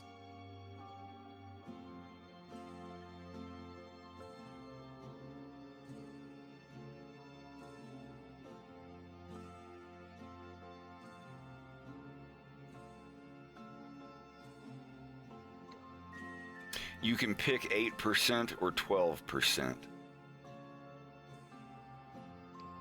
And the founders plan for 5%. I mean, that's still like 12%. That's all right. That's not that big of a deal. 30%, 50%, that's ridiculous. YouTube should be ashamed of that. Twitch should be ashamed of that. I think taking half of revenue is just ludicrous. But yeah, if you join before May 2019, you get to keep the 5%.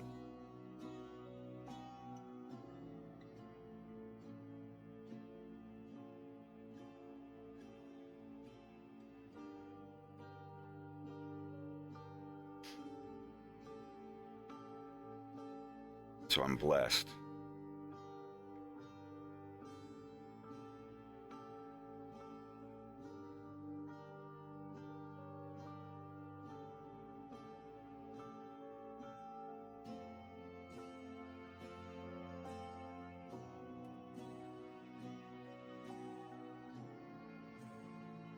I think if things keep going the way they are now for me on Twitch, I may try to apply for a partner. Oh yeah. Yeah, I don't see why not. I'm not forced to have any like more strict commitments, I don't think, as partner. No, the main thing is you just can't stream on another platform. Yeah. No cheating. Well, no, I think they changed that. I think they got more Ever relaxed since with Kit that. came out. Oh, well, yeah, That's probably what it was. Like, but okay, you can stream over there, but please don't leave. I'm gonna hop off here, guys. You heading out? Yep. I'll grab your stuff for you. Alrighty. See you, Greg. Let me know if there's anything you picked up outside of water, Fred, and I'll grab it on the way home. Yeah, just my Perrier. Yep. We'll talk to you later. See you, dude. Alright, have fun. Bye-bye.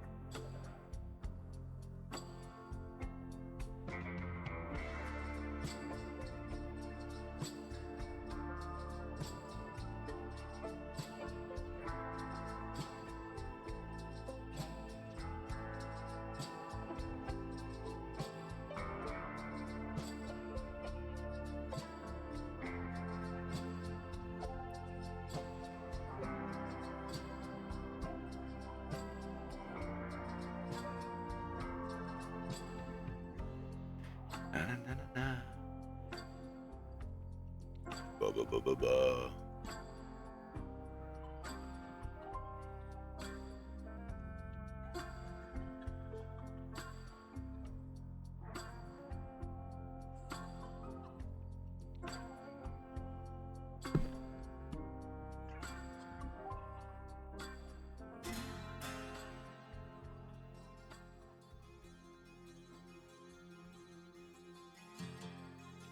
Yeah.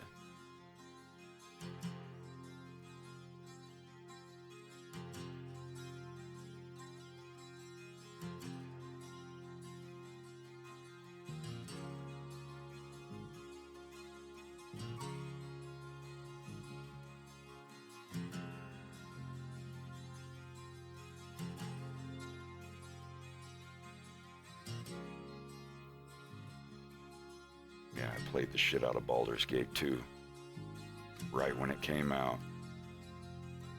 It's on 3 friggin' CDs, 3.1 gigabytes after install. That shit blew my mind. I was like, who the hell needs 3 gigabytes for a video game? I was so mad I had to delete so many other video games off my computer to make room for Baldur's Gate 2. Shadows of And Jim Cummings is Minsk. Go for the eyes, Boo! Go for the eyes!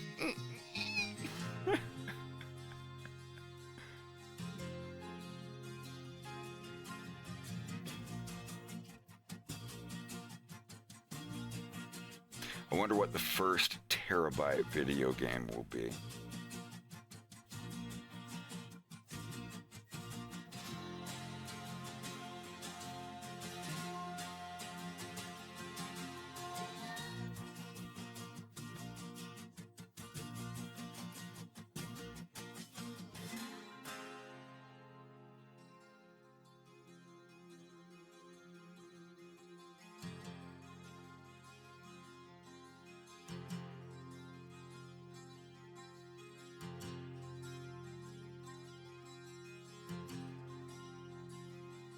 Interesting car lore I found out today.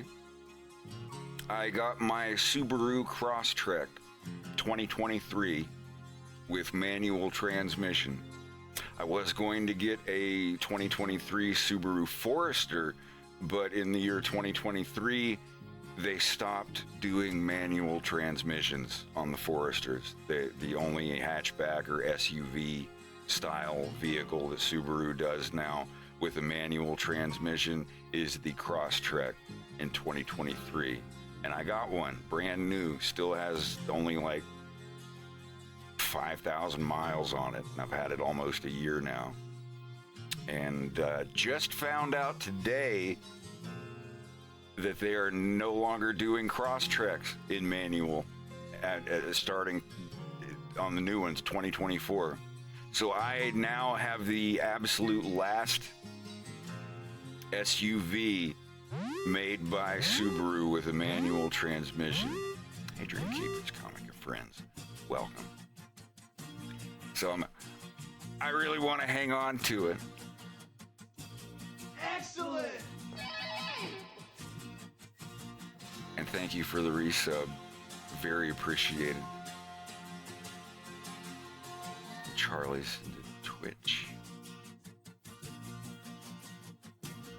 Much appreciated. Come in. But yeah,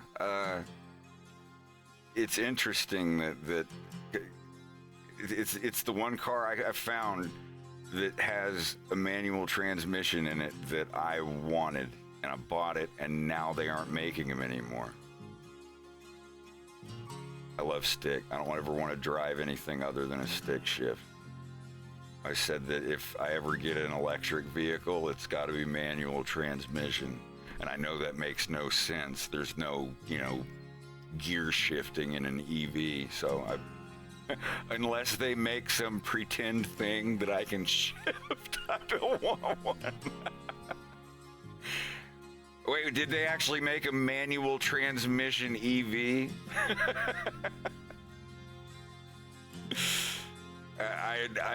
I'd be interested, but I don't know if they're ever gonna do that. But yeah. To sum it up, my 2023 Crosstrek. It is the last Crosstrek with manual transmission.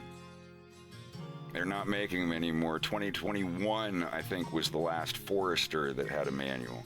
I almost bought one of those used, but I wanted a new car. I wanted a brand new car. I'd never in my entire life have had a new car. My little Nissan 96 pickup, I still have it. I got that in 2001 when I was 17. And I still drive it. It's still here. I've got to, I have to get the bumper and stuff put on it before it can pass inspection in Canada, but it still runs. The AC still works and everything. I've had it over 22 years now. Well, a month from now, I will have had it for 22 years. But I finally got to where I could finance a brand new car. Never had a new car. Never owned another car other than the truck. And I did all my research. My number one requisite was it had to have a manual transmission. I drive stick.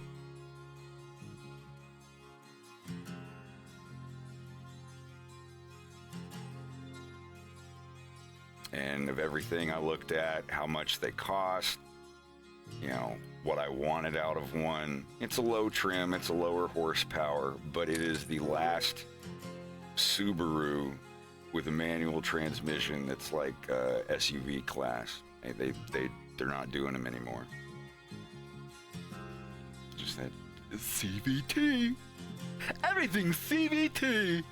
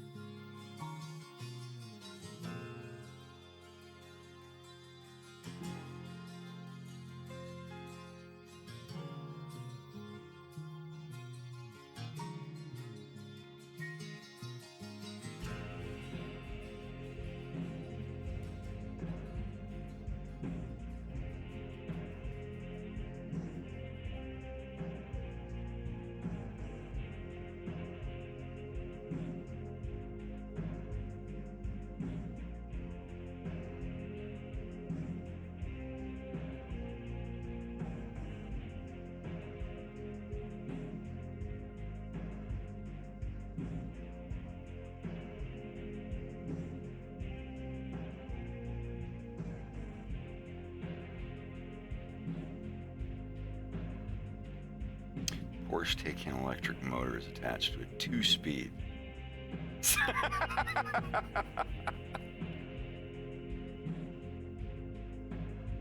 So it's just whoa, whoa, and that's it. You're like, we're there now. It's just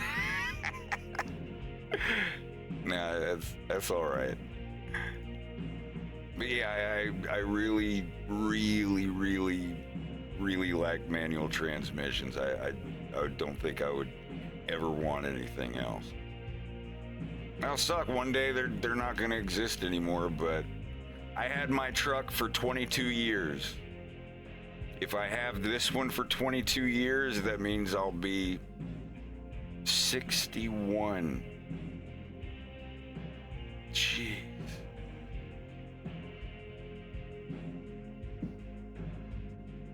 God, if I live that long, Christ.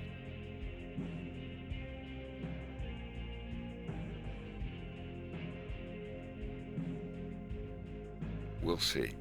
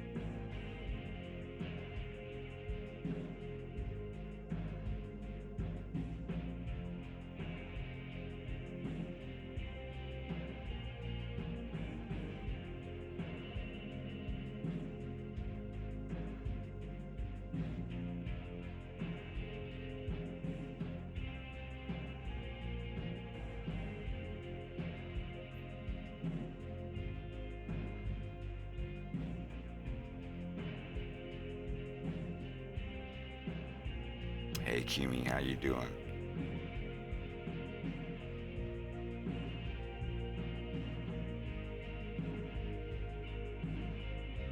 I'm jealous that you own an MR2. What is the year of the Toyota MR2 that you own? I used to have a hardcore crush on the 85 MR2 with louvers on the back. I know what were the 85 through 89 models that were no shit. Dude, a black or a white. I like the white 85 MR2.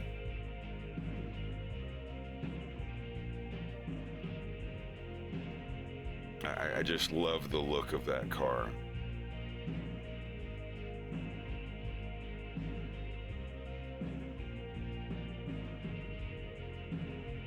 And of course the black with gold trim 82 Pontiac Trans Am. I saw one in almost perfect condition for like $6,000 on Kijiji. I almost got it. I was like, no. I would love to rent one for like a month and just blow it out.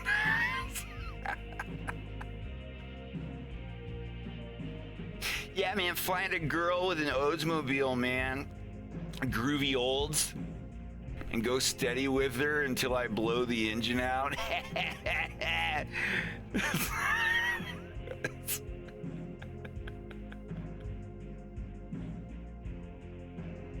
Yeah, that's what it was. I was watching one of your videos and you mentioned you used to have a MR2.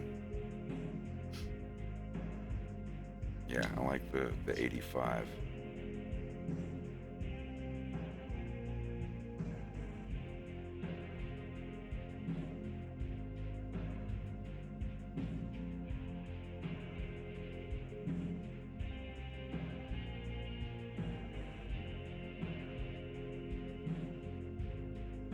Yes, the Toyota MR2 W10. I don't know if that's the same year. I don't like those thicker louvers though, but this is still a close picture. Something like this.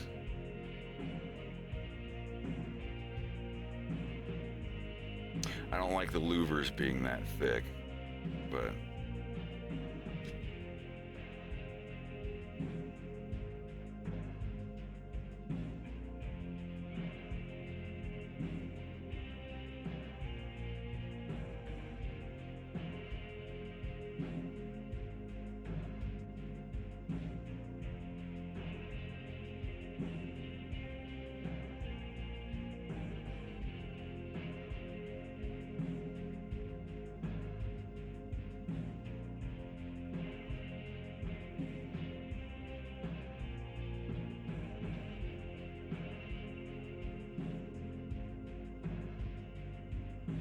seems like most nowadays, the only thing that's got louvers on them is a fucking Mazda RX-7.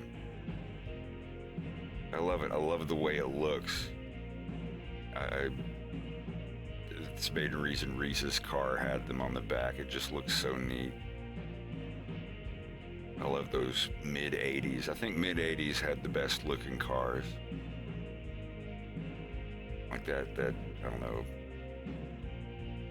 82 to 87, maybe. 86 Camaro.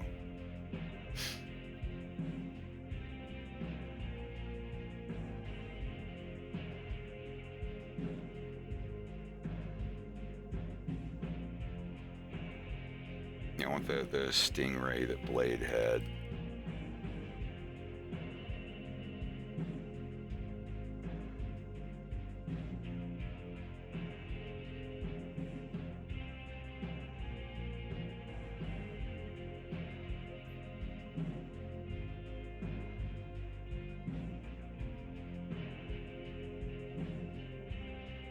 I think was that a Stingray that he had in the movie Blade?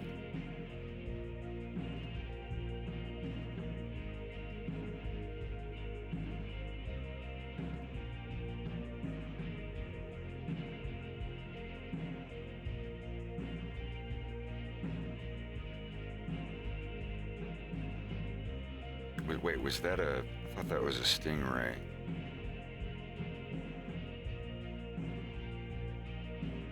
...1968 Dodge Charger.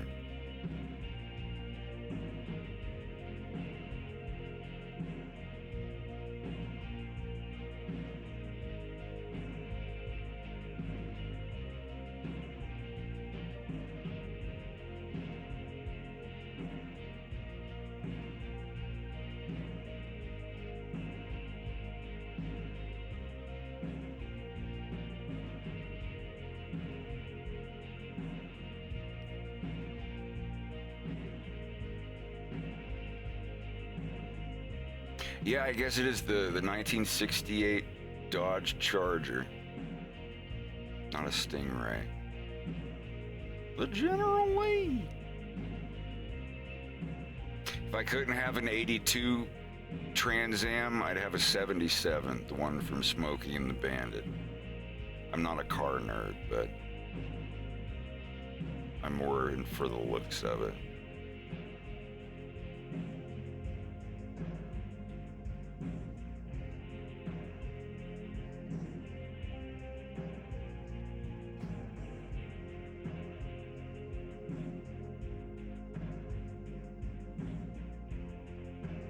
A local buddy of mine got into car collecting. I mean, he's always like kind of enjoyed cars, but lately he's just been collecting them and just fixing them and making them look really nice. And it all started out when he had this old Range Rover. I forget exactly which one it was. Well, rather, he wanted to get one, and the guy that was selling it was just like, dude, if you just go across the street and buy me a burrito, I'll give you my old Range Rover. And that's what started the whole thing. He just like fixed it up and flipped it and had enough money to buy another car. That must be nice having friends over there that are pervertedly rich. He's not. I mean, he doesn't do it to make anybody money. that can give a car away for someone buying them a burrito is okay on money at the very least. Well, that wasn't my friend. I must have worded it wrong. It wasn't my friend who gave it away for a burrito. He wanted that Range Rover, and the guy who owned it said, buy me a burrito and I'll give you this old piece of shit Range Rover that doesn't work anymore. Oh, okay. I thought it was just like a... No, that was my mistake. But that's how he first started out, like getting into repairing cars. He doesn't do it for profit. Like, he really does just do it for the love of taking a beat up car and just giving it life again. He keeps a few of them. Like, he has a few Porsches, and I think he has like 5 cars now, but it's been really cool. He just always has a project.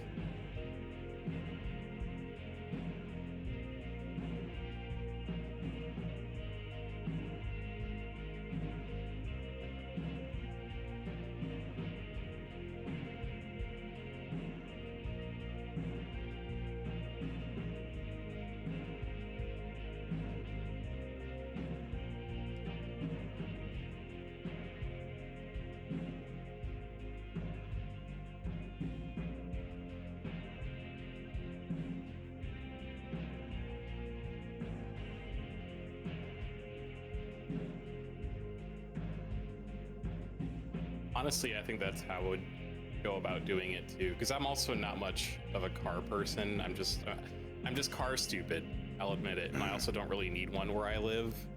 But the idea of, like,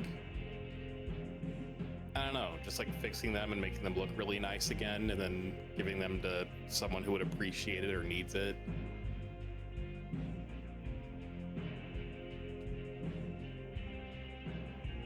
I don't know what I'm going to do with my truck. I get like 10 people a month coming to ask me if I'm selling it. I don't care about the money for it. It's just that it's more of a sentimental thing. You shouldn't, and I know you don't, you shouldn't feel forced to do something with it just because there is an outside pressure for it.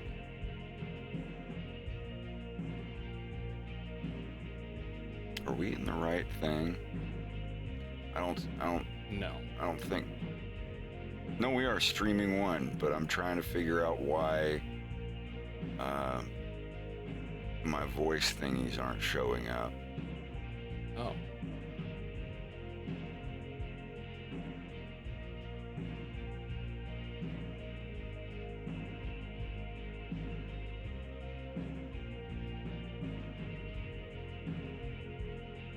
It's strange. Ba-ba. Ba-ba-ba-ba-ba-ba. No. Is it? No, it's not. Yeah, let me look.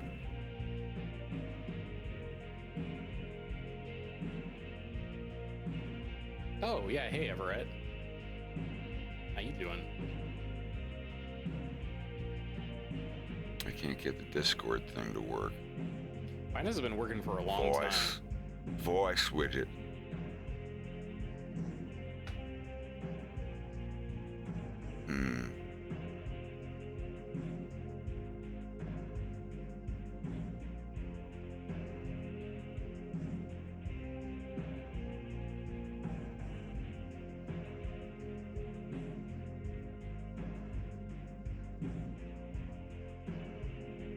Strange.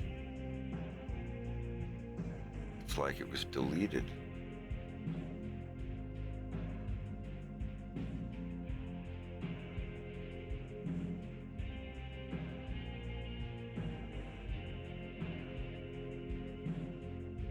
It's all right. Hold on a minute.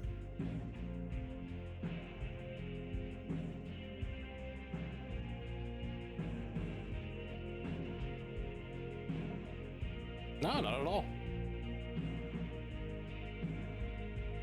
Maybe that one will work.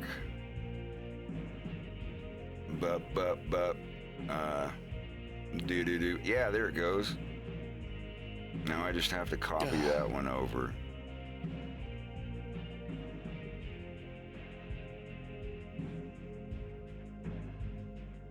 Blep, blep.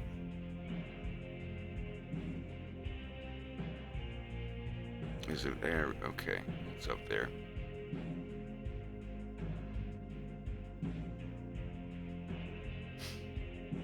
Very nice. No, it's in the group folder. It's just I only have the Dandy one, the public one, and then I had the other one that was all of us, but yeah. Testing. Ooh. There's a touch slap, but I also have you at 200%. Yeah, I did too. I think that was from last time. Yeah.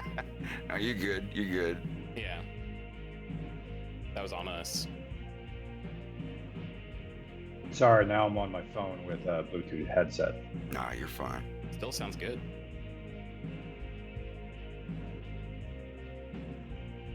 Excellent. So, yeah. Can I tell you about the Bronco? I mean, it's kind of like a little bit of a spoiler. Sure, go for it.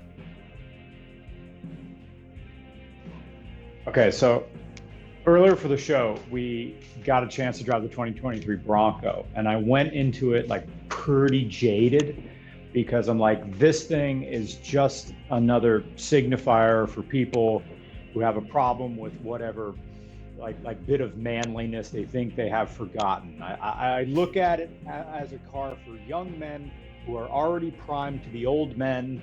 Therefore, like if you remember that one character from what was that game? Undertale. That one kid who's like smoking a cigarette that in the burger place. You know what I'm talking about? Mm-hmm. He had that one line. So it's like, I'm 20 years old and I've already wasted my whole life. Yeah. No, the nervous looking cat dude with the funny hat. All the weird faces. And Yeah, shit. yeah. Burger pants. The orange cat that always looks like, please don't fire me. Oh, please don't fire me. I have to go back, and then I'd have to go work with my dad at the Sparks and Racial Epithets factory. I played that game once while I had a fever, and I beat it, and I don't remember anything about it. I remember there was a robot dance, and then like the scary last level, and it was fun. I had a lot of fun with it, but holy fuck, it was literally a fever adventure. Might have to go back and play it one day.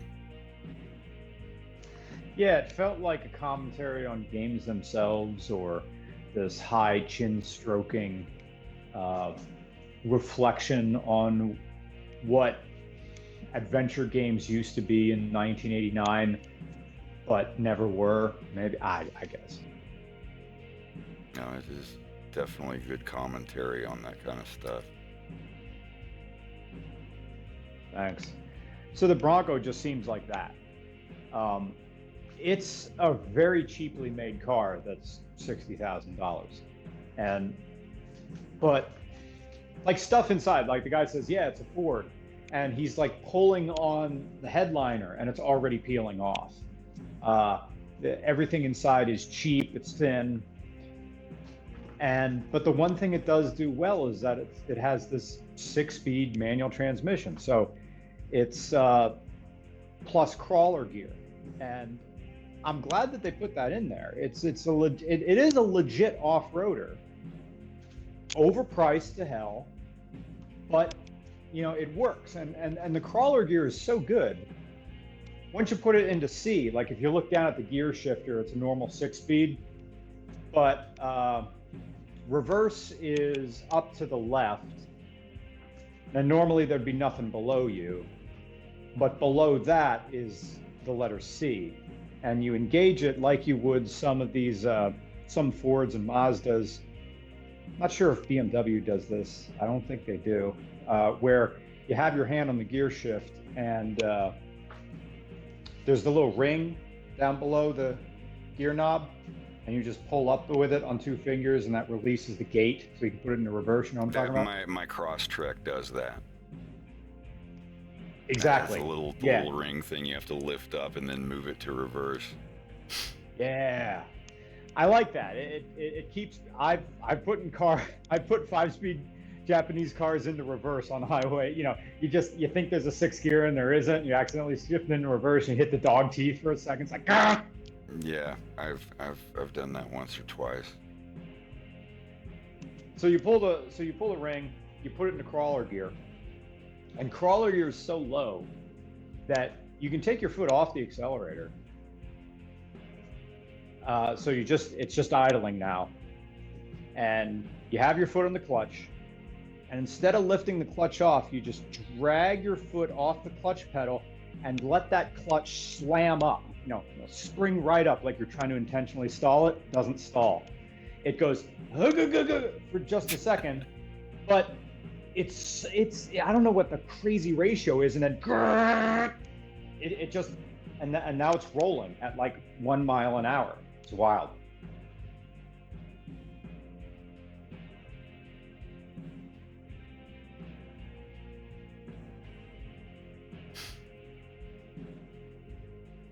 I don't know how to feel about Crosstreks no longer being in manual. Like it's sad, but at the same time, I have one. I got the last one that they made. Not like literally the last individual car, but like the 2023 Crosstrek. And I asked them, I was like, are the 2024s going to have manual? And they're like, yeah, probably. And then I just heard the other day that they're not. CVT only. Yeah, sounds like they're streamlining the assembly process, and there's so little people really want what is essentially like a family hatch and have it in stick shift. So I guess they're just like, It's less of a chance that people will steal it, I guess. Unless they're a collector and they want it really bad. Yeah, exactly. Everybody calls it an anti-theft device, having a stick shift now, because less and less people know how to fucking drive them. Hello. Hey, Hammy, Hello. how's it going? I had a stint removed this morning, so I'm feeling much better. You had a what? A stint removed. Ooh. Yeah, those aren't fun. Yeah, I had surgery the other day to remove a kidney stone. Ugh. Oh!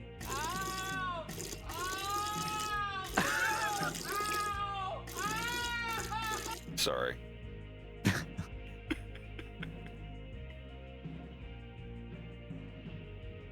Oh, I'm pissing out BBs. This is just like my coronation. I don't know why I made that. What the? That's a wrong coronation. What the hell am I talking about?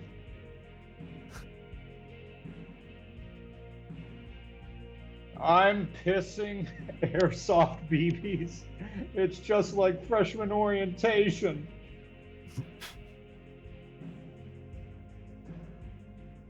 I hate animating things where characters are touching each other. Like where like someone's grabbing someone else's arm or even shaking hands. Because the characters are separate objects.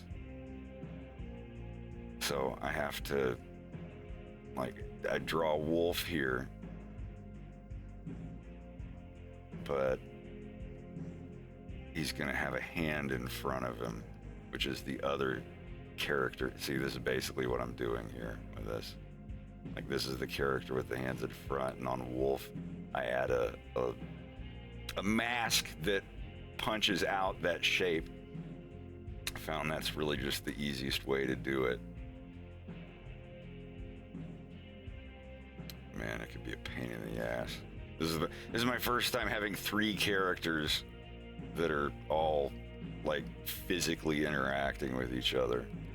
It's not impossible. It's just every time a character changes one frame, you've got to go in and edit that mask, this thing that covers up whatever is behind it.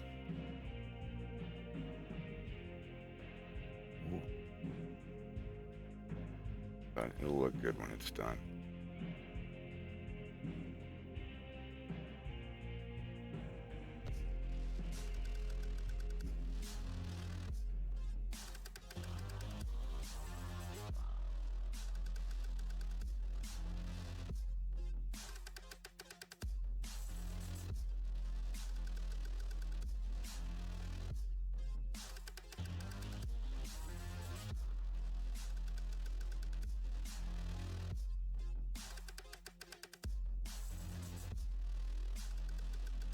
Yeah, if I ever get down there, you'll have to take my cross trek for a little test drive. It will be extremely underwhelming. It's very low horsepower, but oh, for sure. No it is definitely the probably the last manual transmission car I will be able to find for a while within my price range. I looked at the others. The one I wanted more than anything was a Toyota Tacoma.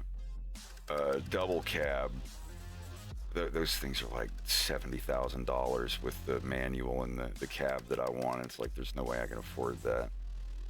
But if I ever get another manual transmission vehicle, it will definitely be a pickup truck. I miss having my pickup truck.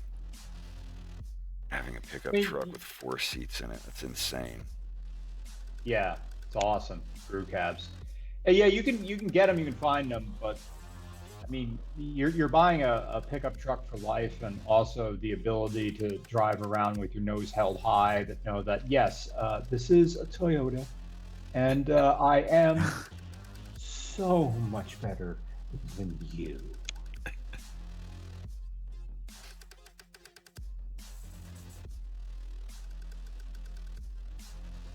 That's the only other pickup truck other than a Jeep Gladiator, but no thanks on that.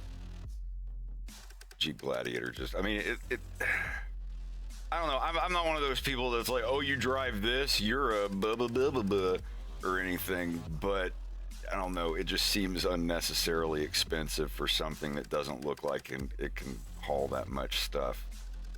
No, it can't. It has an unorthodox box size or bed size in the back. It hunts gears on the highway. It uses an incredible amount of gas. It goes slow. It doesn't have a good tow rating. But, you know, it's a car for a certain group of people who, I'm going to say, like maybe 2 or 3 years ago, never experienced their first political L and now are compensating in grotesque and cartoonish ways. Everything they own has a black and white flag on it, ideally tattered, and they are now like freedom grooners. Am I using the right term? Grooner, the person who just like masturbates all day. Freedom gooning. Yeah. I'm gooning in my freedom goon chamber. I need the eagle cry sound effect to go with that. Make America goon again. Make America bait again. Oh. Go away and bait Gaba or Maba. The fact that Oh, the man. original term of goon means to abduct kids and calling them freedom gooner is a little too on the nose, I think, but that's alright. Well. Go away, I'm gooning. It's euphoria you feel when you're staying at home, you're gooning at the gym, at the library, at home while you're doing your taxes. You're gooning 24/7. You never stop. People ask me why you I can't do Arnie. Why you always smiling when you're working out? I'm gooning.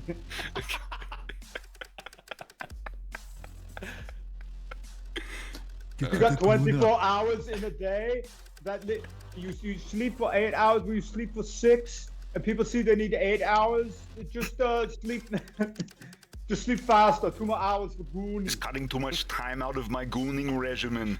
God.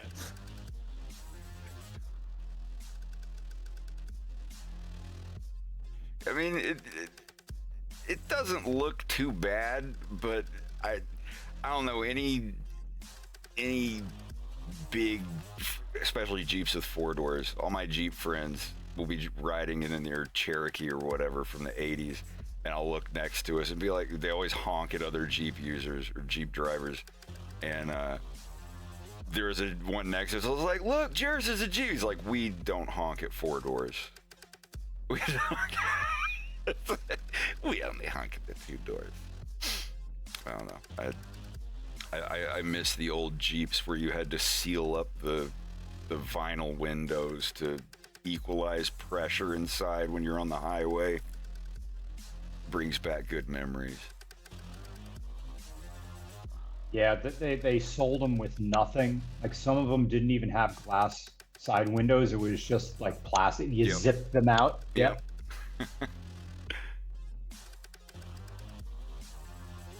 Going to MFF in a late 80s Jeep Cherokee.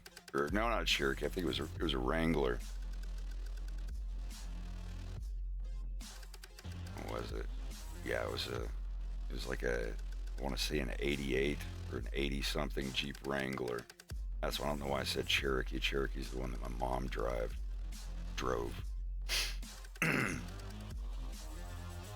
My aunt had a Jimmy. Who is it that made Jimmy? GMC.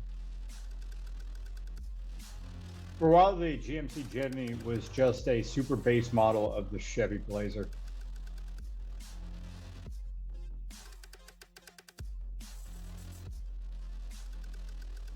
Can't remember. No, it was it was a 94 GMC Jimmy. Red.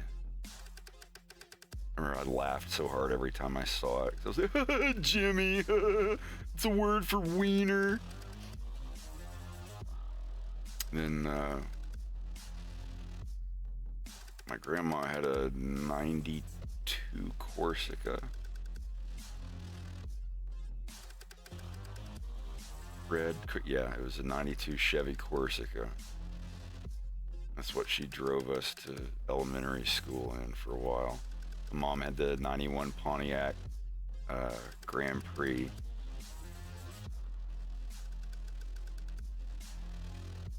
I think it was, yeah, let me find it. I loved that car. That was such a cool car.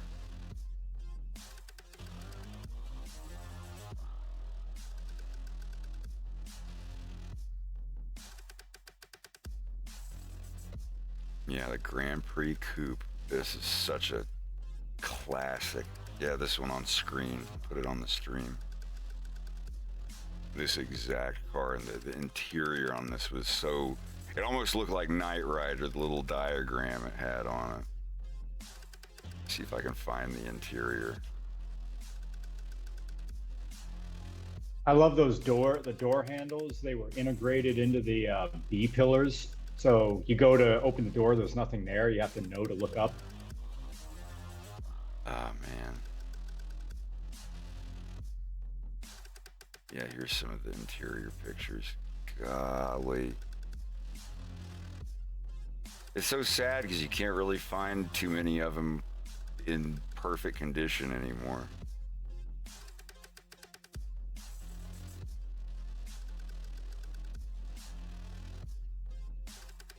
No, not really. A lot of the '90s stuff, Rust has taken a lot of it.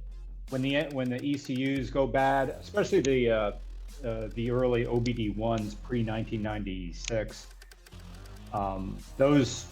those things, I don't think you can replace them with Haltech computers or something else. You need to find an original computer, but it's like trying to find a motherboard from the 90s. Like, it's going to have bad capacitors. Something's just going to naturally degrade over the years. Yeah. Wow. Damn, found a 91 Grand Prix with only 9,300 miles on it. Wonder if it's had an engine swapped out. But here I found some of the pictures. Here, I'll put these up. Hell yeah. Instead of a key to lock the glove box, there's a 3-number combination lock. I remember this like it was yesterday. It was the first new car that my mom got that I remember. Look at that steering wheel. I know. It's just covered in buttons. It's just right before airbags, and it's like, dude, the future, we're just going to cover the steering wheel in buttons. They're just going to be laid out here. Like, they're different sizes. They don't make sense. They don't need to be that big. It's like a keyboard. It's so cool. Yeah, this is such a cool car, though. I remember that. Is that a manual? That's a stick shift version. My mom didn't have that. She had the automatic, but man. Yeah, that's right. Sure is. I remember those seats. I remember the backwards opening console in the middle. You have to open it from the back. And then the little breather spot for the trunk in case you had like a bunch of boards to haul. Remember when I was little, I could almost squeeze inside of that. I was such a little kid.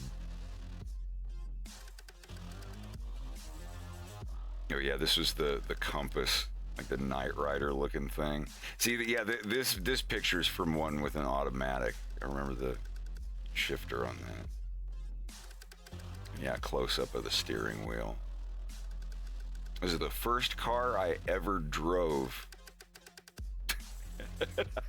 I was like 7.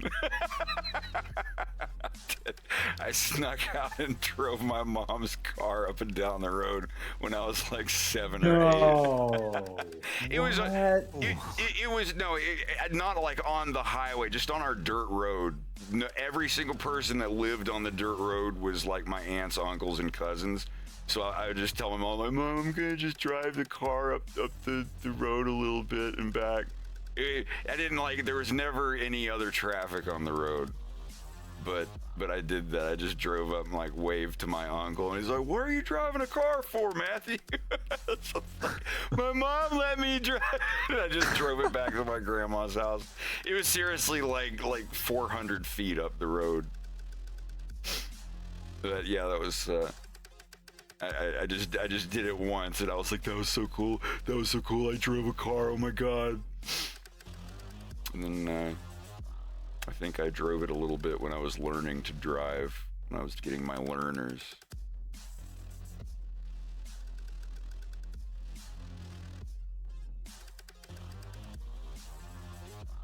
What a wild time.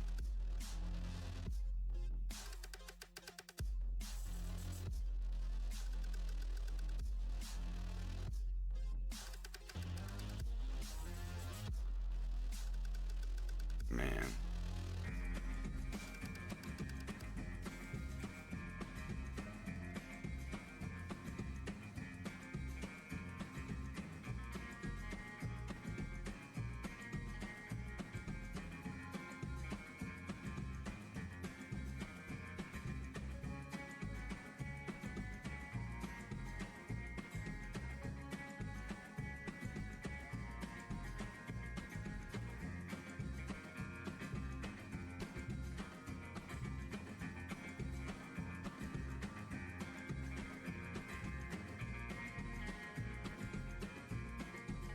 Yeah, if I could afford it, I would probably have that Toyota Tacoma. So I never even thought that you could, you know. Any preference on the year models? A brand new one. I want a brand new one, zero, you know, fresh off the conveyor belt. That's how I was with this. I could have gotten a Forester that was bigger and had a more powerful engine and stick shift, but the reason I didn't jump for that one was because it wasn't brand new. It was like 2 or 3 years old. I don't know. There's just a good feeling about it. Like you've been in my truck before. Like I've had that truck. That's the only vehicle I've owned for the past 21 years. And a year ago, I was finally just like, my truck still kind of works. There's nothing really wrong with it, but damn it, I want a new car. No one can say I haven't taken good care of that truck. I've driven it for 21 years and it still runs. It's just, I wanted a new car. Even if it wasn't a great one, I just wanted to be able to say, I got a brand new car, and I put like almost half of it down in cash. It was a good feeling. It took me like a year or so to save up the money, but it was worth it. I really enjoy it. But yeah, I would much rather have a pickup truck. I'm a truck guy. Yeah, totally. I mean, for something that holds their value really well, I mean, Toyota Tacomas are the way to go. That and Tundras, of course. Maybe it's like a stupid question, but like with the popularity of like mid-size, smaller pickup trucks coming back, why aren't they like making those again? Because maybe the demand isn't as high as I think it is, because it just seems like everyone is like thirsty for them. Because my roommate had one, and people would literally like stop in the middle of the road and just ask him how much he wanted for it.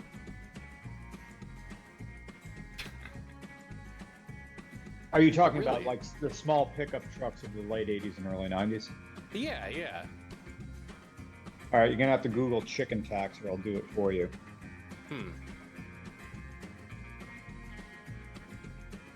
Long short, it was a bit of I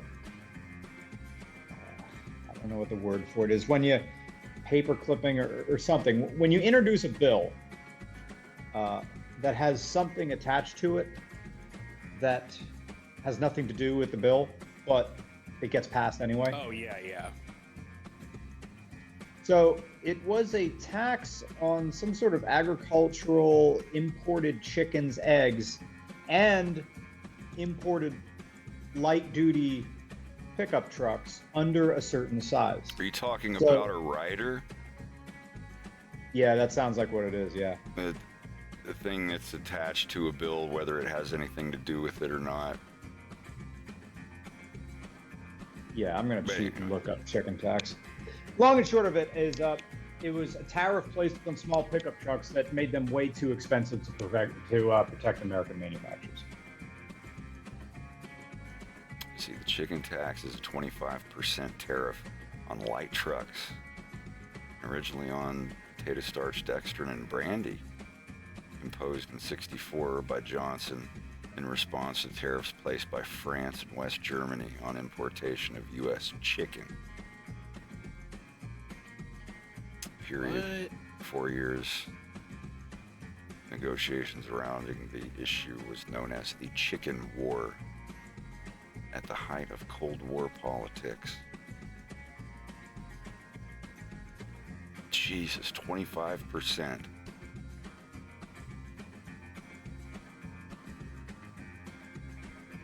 So light trucks, I think it's, I don't know, I'm talking out my ass. I think it's still in effect or not, but foreign manufacturers, specifically Japanese manufacturers, won't even play our game anymore and will only give mid and large size or sell large and mid-size pickup trucks in the U.S. because it's pointless trying to make a small one. Yeah, it looks like it's still in effect, except for light trucks manufactured in Mexico and Canada, such as the Ram series and Canadian-built Chevrolet, GMC, and Ford models, are not subject to the tax under NAFTA. And from July 1st, 2020, the United States-Mexico-Canada agreement has the same thing. Huh. It's bizarre. Yeah. Taxes are weird.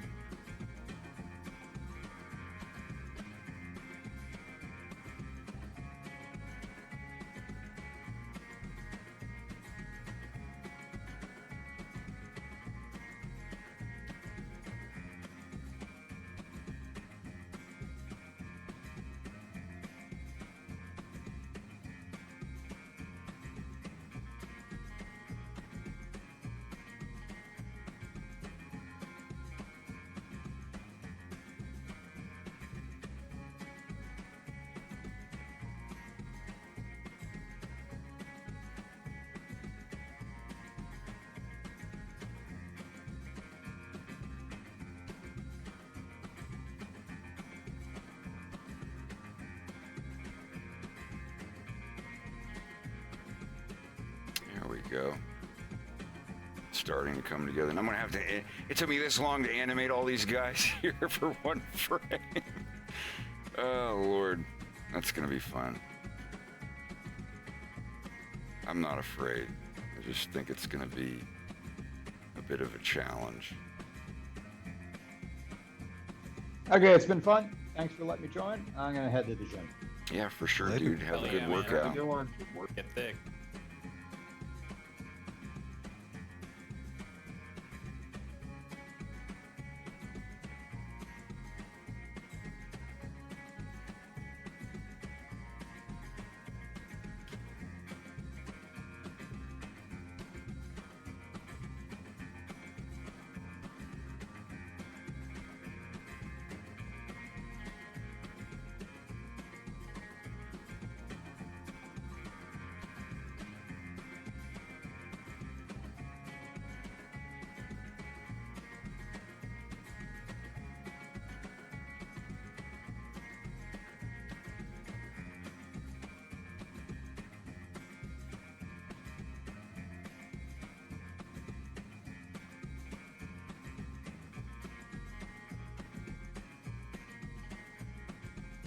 I will definitely talk to Brian the next time I'm interested in buying a car from somewhere.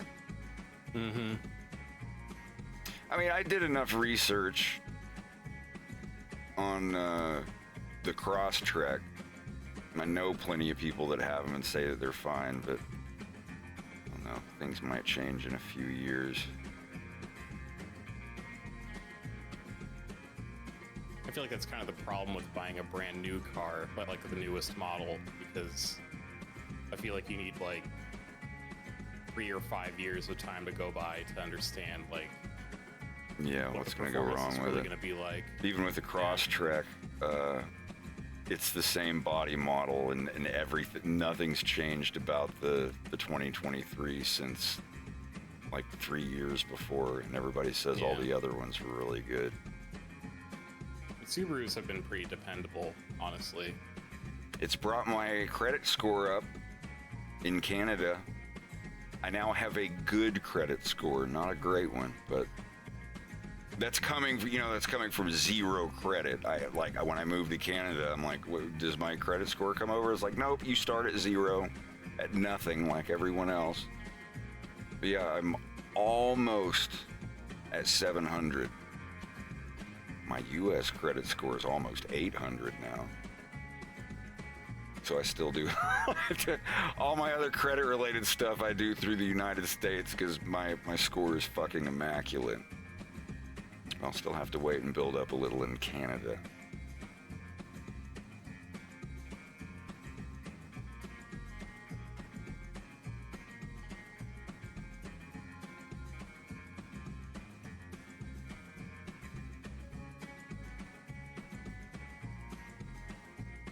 I hate that I'm trying to find one simple solution for Audacity with a Google search, and all the recommended What are you looking things are for? just videos. There's not like a written description of what I want. It's like, how do I? Because I'm going back to vanilla Audacity because I just reinstalled it and I wanted to figure out how to set my recording device to my speakers so I can record a sound effect for my. Oh, you mean when you go to your audio mixer and turn on 3 and 4, to where it comes through your. You know, like you go into your sound devices in Windows and turn on playback 3+4. Excuse me, playback 3+4. So like play a YouTube video in Chrome and let it record in Audacity, you mean? Yeah. Yeah, when you change that, when you turn it on in the Windows sound settings, you can't have Audacity open when you do it. You have to open Audacity after you turn that on. And then actually I can show you where everything is. Because your devices should be up here at the top. Here, I'll send you a picture in private. Yeah. Like there, like it just, you'd see all the devices listed there. I also don't know. I'm using a slightly older version because the new one is set up really fucking weird. It's like going from Blender 2.79 to Blender 2.8. They completely changed everything. Yeah, it's pretty different.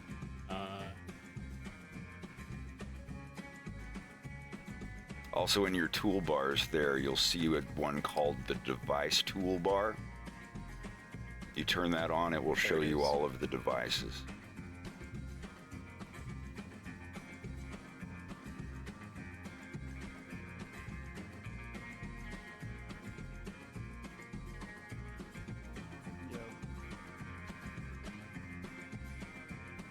Hey, dude. Hey, what's up, man? Hey, buddy.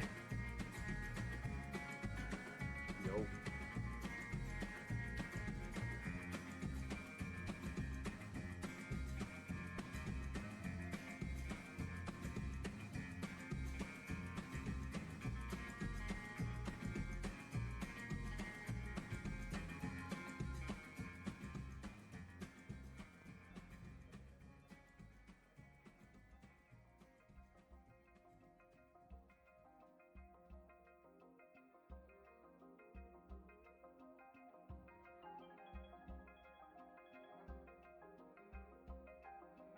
Oh yeah, dude, I updated that picture in the gallery for you. Oh, I gotta go see it. Yeah.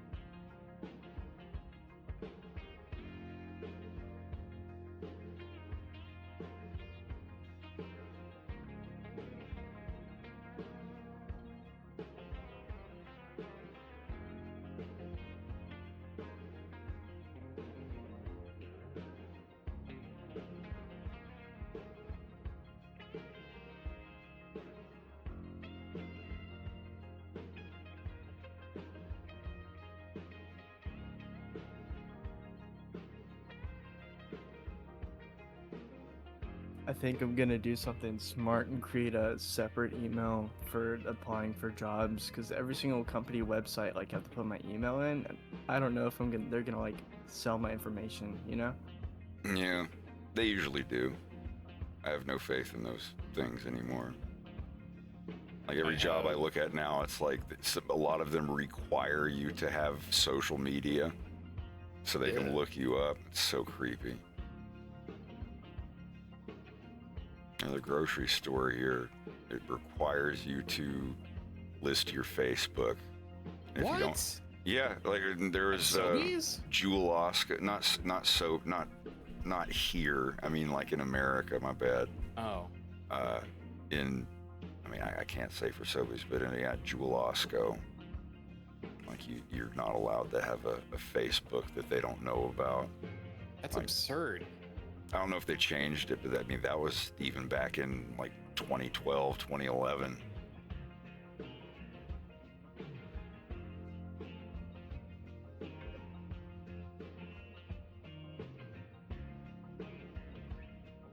I mean, the thing to do in that situation would just be,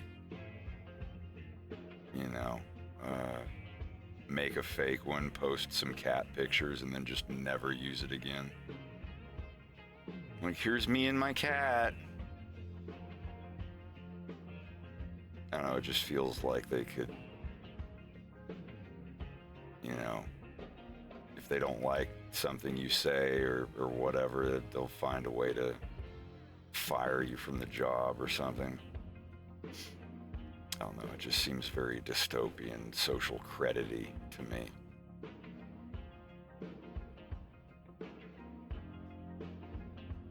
You liked a post by one of our competitors. We're docking you a few days next week.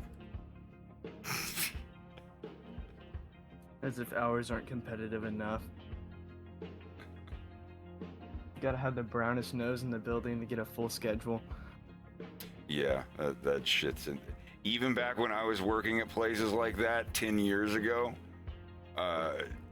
everybody, it's like, well, we can't give you full time because then you'd get a bunch of benefits, and we don't want to give you any benefits. We save those for, our brothers and sisters who also work here. Yeah, nepotism is such a... God, even that call center I worked at, they wouldn't let anybody have any benefits. They wouldn't let anyone get promoted. And then you'd go look at the wall like, oh, promotion of the month. And it's like someone with the same last name as all of your managers. It's like, oh, well, okay. Yeah, never go work for a company. Never go work for your friend's parents. Never go work for a company that's like very closely family owned, where you're like working under their son or their daughter or their cousin or their ex-husband or stepfather or whoever. You are bottom head on the totem pole.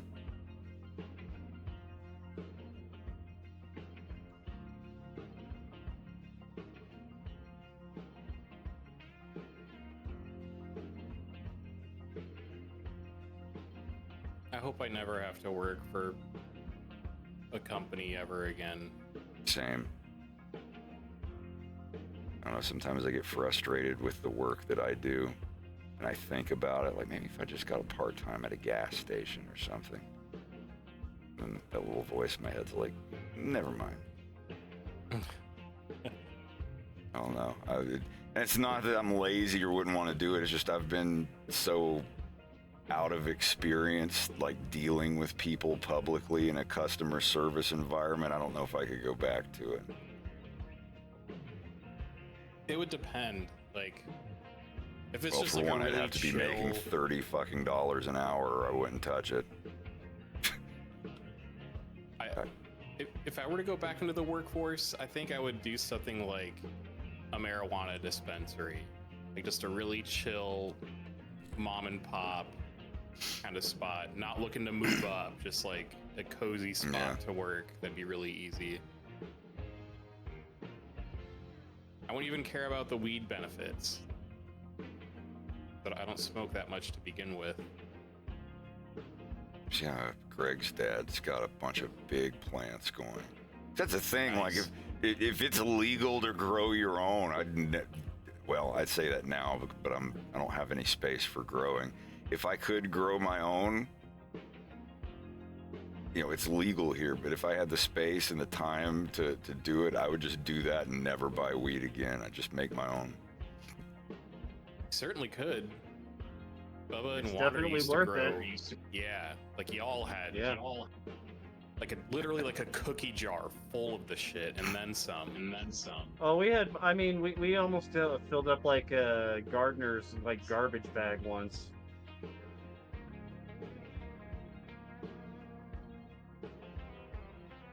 I think we're getting some feedback through your speakers. Oh, I think it's fine now.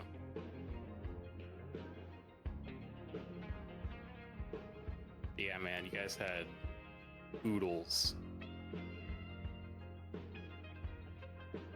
We get like up to 3-4 pounds a year. We wouldn't even go through all of that just ourselves.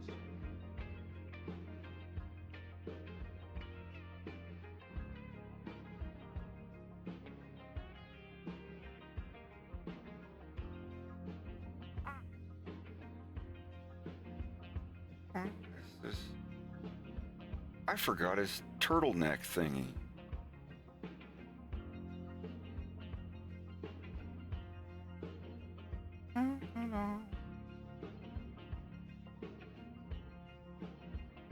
Forgot Yanuj actually has like a turtleneck shirt under his thing and a gold necklace.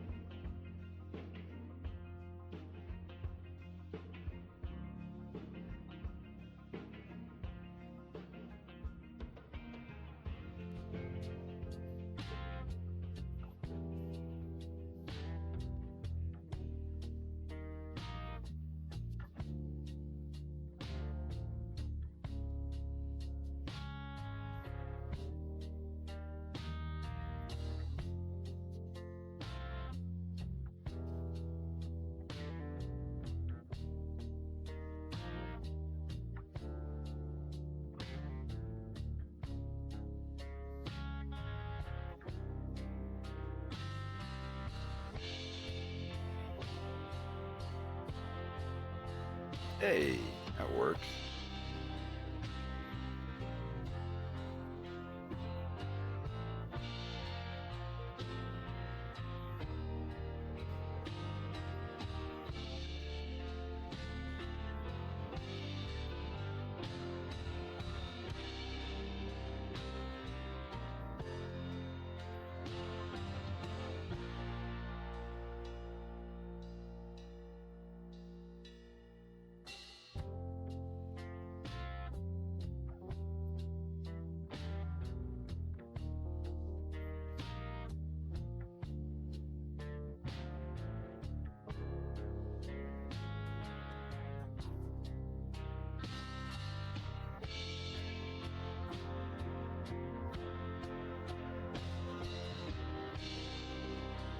And I kind of want some sushi.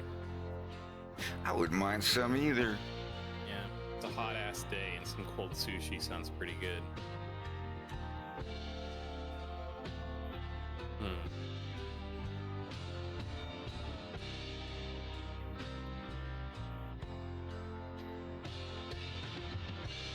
I may be a cat, but I don't like seafood. Oh, you're one of those. Well, I like crustaceans, but that's That's pretty much fair. it. That's still fine. Yeah, my roommate actually is kind of the same way. His biggest thing is, and like I totally agree with him on this, that some restaurants that you go to, the fish just smells like fish. Like it has a really pungent fishy odor. But if it's like fresh, you're not gonna have that issue. Like it's gonna smell almost like nothing, but still tastes really good.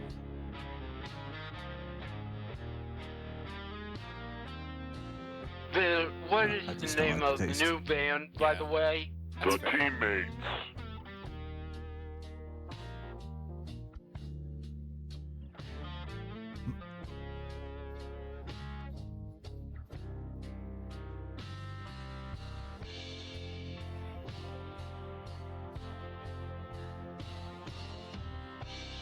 I add these. Test away.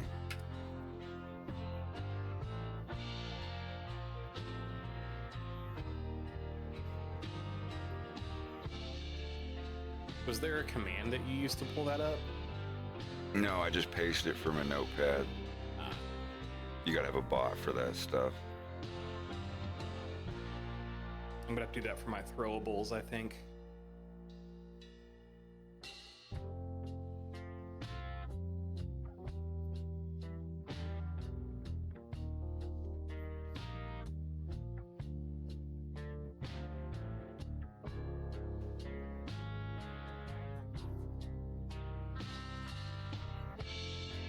Don't worry, Hammy. Maybe for my stream, I'll. A little Cheeto throwable.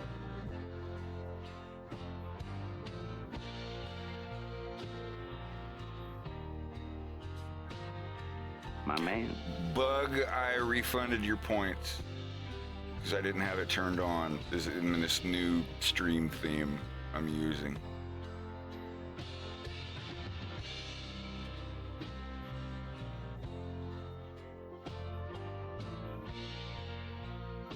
But that should it'll work now. They all should work now because I have the. There you go. Let me try one out. No. Why aren't they fucking? Oh my god. I heard the moisturized one. Yeah, but that's the points ones isn't working. Sound alert. And now that isn't working.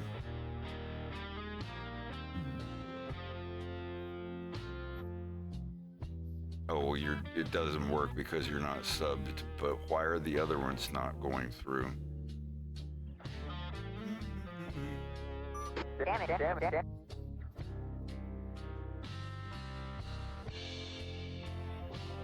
Huh.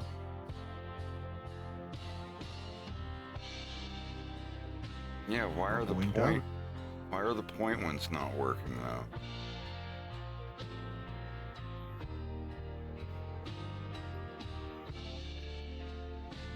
Why does 7-Eleven need to know my race? You can just do prefer not to say. I think. I don't know. Yeah, you can. You can opt out.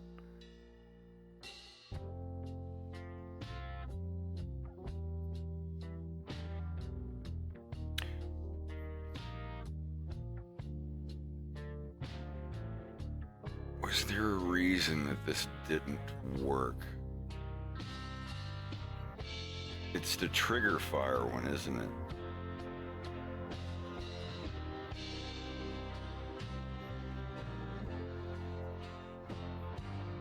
Yeah, none of it. There it goes.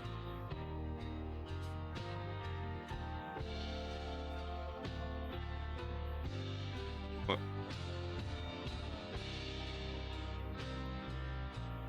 Are they? I've got the trigger fire one on.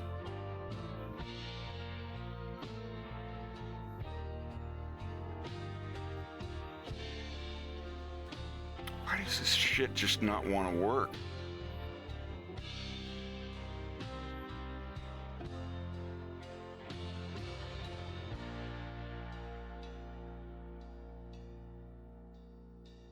Okay, so I go back to this. What are you talking about?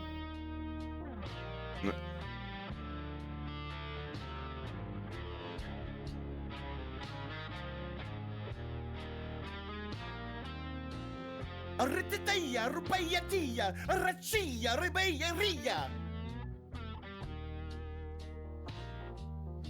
Trigger fire and sound alerts, Twitch alerts.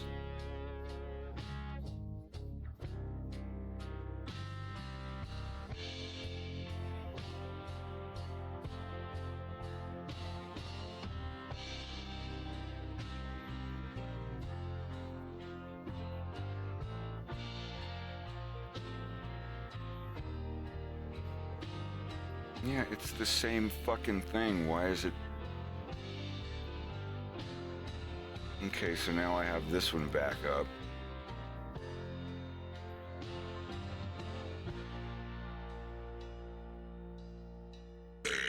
Okay, so I had to have it, I had to show the other Blender theme. I had to have it change to this one and then go back. Now it's loaded. That's so dumb.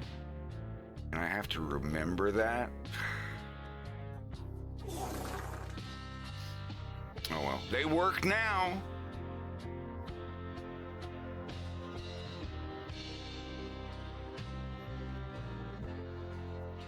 I guess.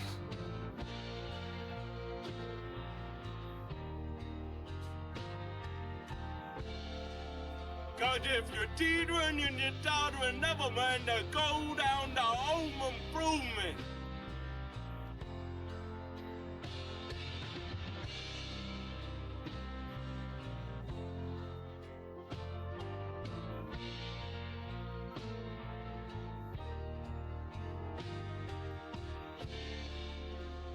Why he's mad?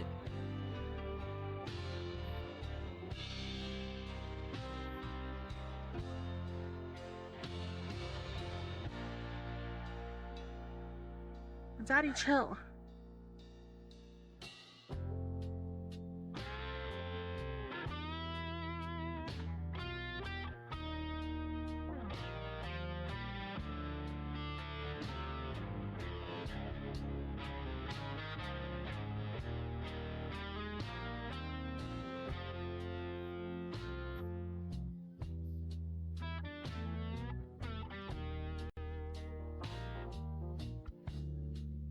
What song is being played on stream?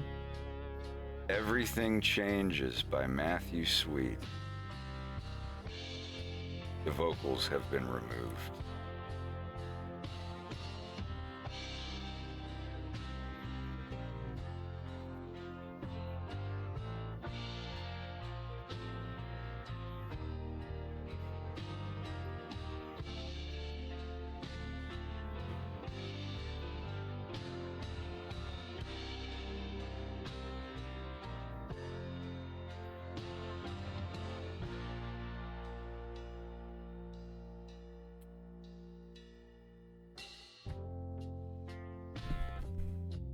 Okay, I hope working at a gas station isn't the worst experience ever. It's not, as long as you don't live in a shitty place. I wouldn't. If I ever go back to doing gas station work, I would never do it at a gas station that was in a shitty, crime-filled area. Honestly, like gas station people are either kind of like a little weird or they're just the most chill person ever. Like I was getting a drink and the dude just like walk up with the drink and he's like, "Bro, just take it." He didn't give a fuck. I had a former roommate when I was living in San Francisco who worked at a little gas station on the corner. Well, I won't say where it was, but I'll say it's under new management now. But I'd sometimes go over there after work and hang out with him and go into the back stock room and smoke weed together. His boss didn't care. Until one day, we found out that his boss got arrested for federal tax evasion because he was not paying his taxes for the business at a gas station, making shit tons of cash, and just didn't pay his taxes. And, well, now they're under new management. Huh. Yeah.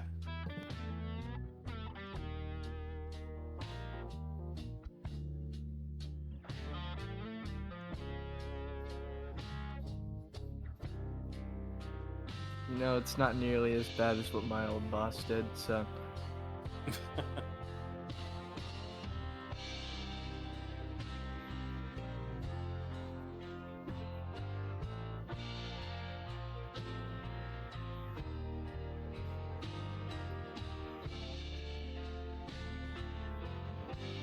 I think I've had mostly pretty chill bosses and managers, but the ones that were bad for no reason, really. I mean, mostly it was just because like corporate was breathing down their necks about their numbers and shit, and it just kind of made them more bitter and on edge, but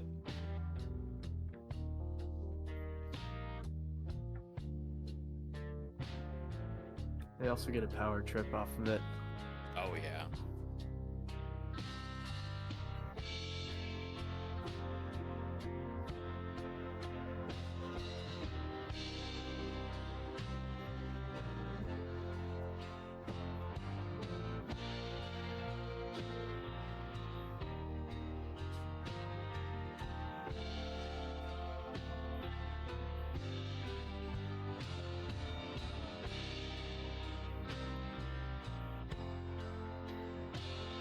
I think once I finish this Twitch integrated throwing system business,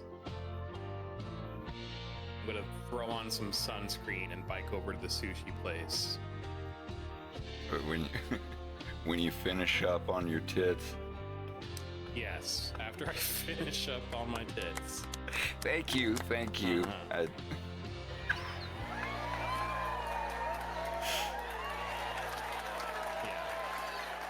Good work.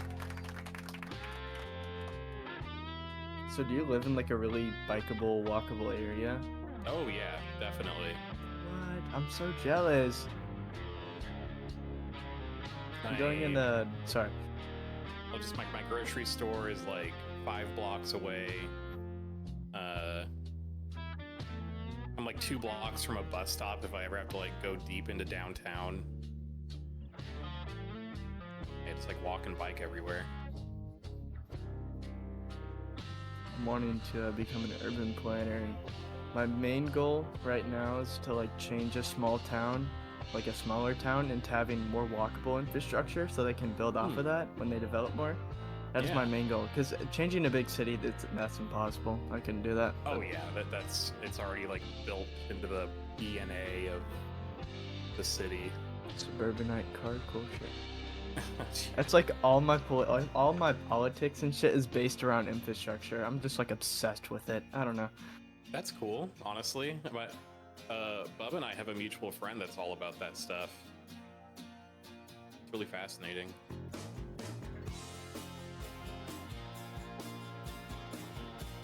Are they in the actual like urban planning? I don't think so. They do a lot of more of like environmental data of just lots of different things. I'm sure infrastructure is part of some of the data entry stuff they do. I don't know if that's still what they do for a living now, but when they were in California, they did a lot of data analysis that covered a lot of different things.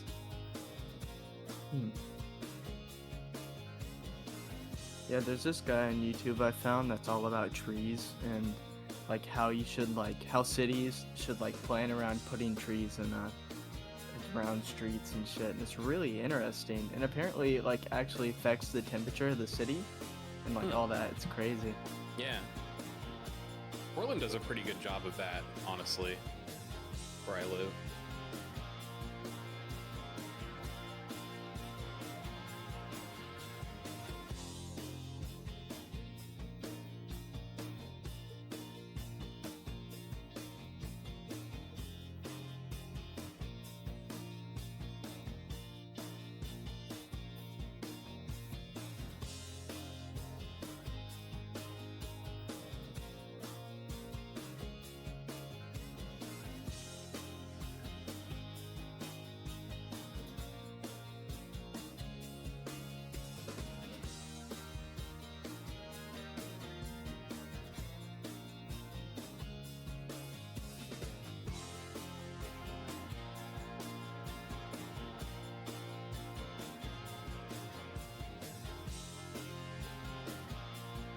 Gotta make 15 more triggers and then I'm done.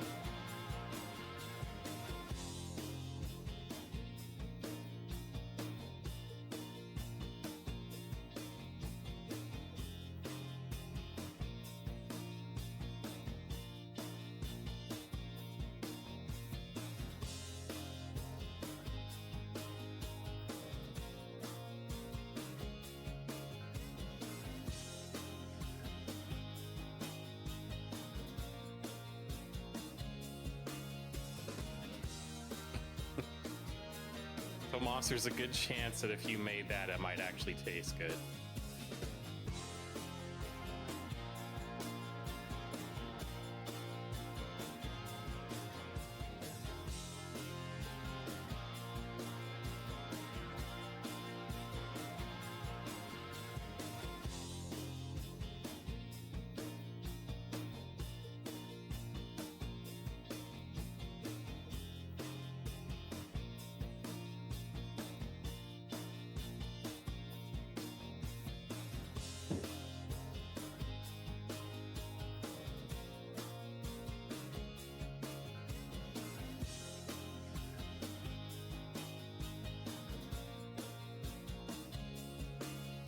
I think if someone did it right, I think a Thai pizza would be pretty good. Like in particular, a pad Thai, like pad Thai pizza. What are the toppings? Like rice noodle, pad Thai sauce, which is like this rich and savory. I guess it's kind of like a peanut-based sauce. You can put like chicken and shrimp in it too, and some green onion. I think it's actually their fish sauce with a bunch of chopped peanuts and stuff in it. Mm-hmm.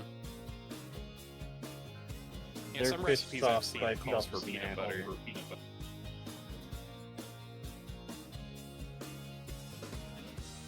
It's pretty good.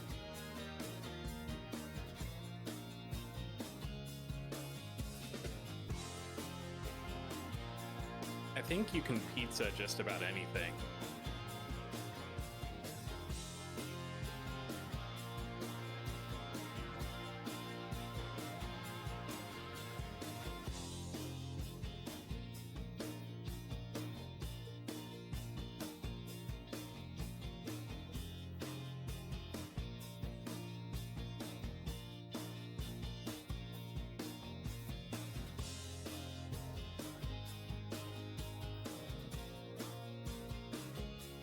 That butter chicken pizza we had was good. Oh man. Those butter chicken pizzas we Yeah, we each got one like fools. We ate them though. They got We et. did. They sure as hell did. With the mango lassi.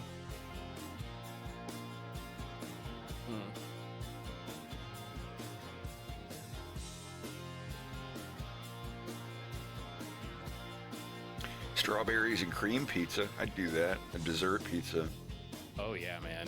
Pizza Hut did like a cherry turnover pizza in the 90s. It was really good. I miss CC's dessert pizza. The apple That's about pie the only thing dessert that was good pizza. there. Yeah. Yeah, it was like going to a place where $5.25 gets you all you can eat pizza and you're still not that tickled about it. Excuse me. Yeah. That's got to be some very like sad pizza. Yeah. The way I described it to my roommate yesterday was, it was like Chuck E. Cheese, but without, you know, but it was just the pizza. Nah. There was nothing else going on. Chuck E. Cheese's, where a kid can be a kid. I haven't heard that in a long time. I wonder if Chuck E. Cheese has gone up in sales or down in sales since they've been Five Nights at bankrupt. Freddy's. What? They went bankrupt, I think. They closed a shit ton of locations. They rebranded, and now like It says here they still have 568. they've scaled back though. They closed all the ones here in Portland. I mean, to be fair, there's a lot of businesses pulling out of Portland. Yeah, I was gonna say, can you imagine there's that, going yeah. to Chuck E. Cheese's in Portland? It's just like a bunch of homeless people ejaculating in the ball pit. A lot of it has to do with the fact that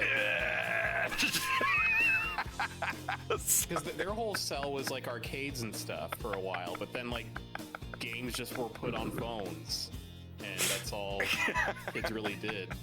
Bro, they literally have like giant arcade versions of like Subway Surfers. It's so funny. do, yeah.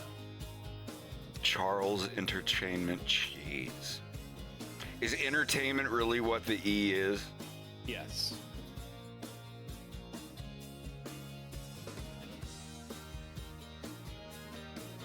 Invented by the Bushnell dude, guy who made Atari. I think he made Chuck E. Cheese.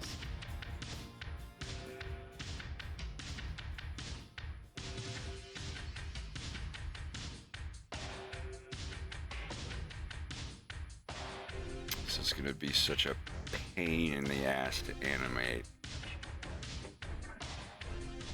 I mean, the initial struggle, like getting up and them grabbing him, will be a pain in the ass. I think once he's standing there, it's just going to be cutting back between, you know, close shots of him and shots of Yanush there.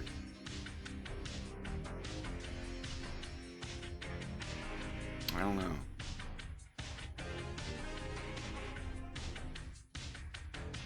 I may actually use this camera angle. See these camera angles here and here, I don't even know if I'm going to use them or not. But we'll see. I'd like to make this scene look a little less like a 3D model. Maybe also take the high-vis wood here and take some of the saturation out of it. Yeah. Yeah.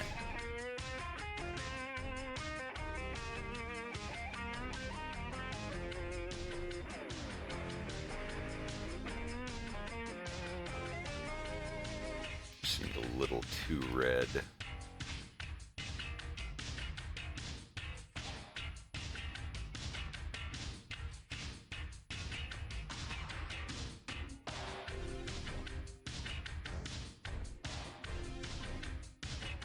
I always have like a secret fear of when I'm coloring something when drawing. Like my monitor is in the like the, I don't even know what it's called, like the anti-blue light mode or whatever. Yeah. I feel like if I draw with that on, like my colors are gonna get all fucked up, like look weird in other screens. Oh yeah, it just get the colors.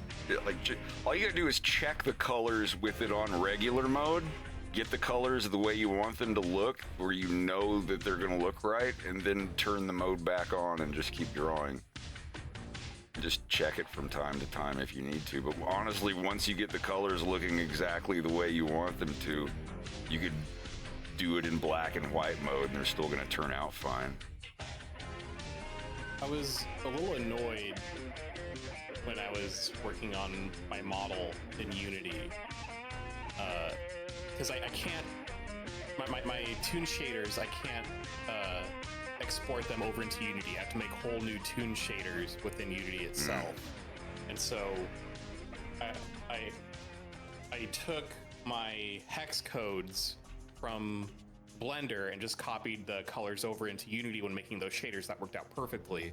But before I knew that I could do that, or realized I could do that, there was a color picker within Unity, and I just picked the color, and I just picked over at the same palette over into Blender. Like, I just had both apps open, color picker, went over to Blender and picked the color. But they weren't the same. Like, for some reason, Unity, like, it made it like darker and more less saturated for some reason, even though I was picking the square, like the square palette of that exact color that I needed. So using the hex, it fixed it, but it was so perplexing for a second. I don't know why it functions differently like that.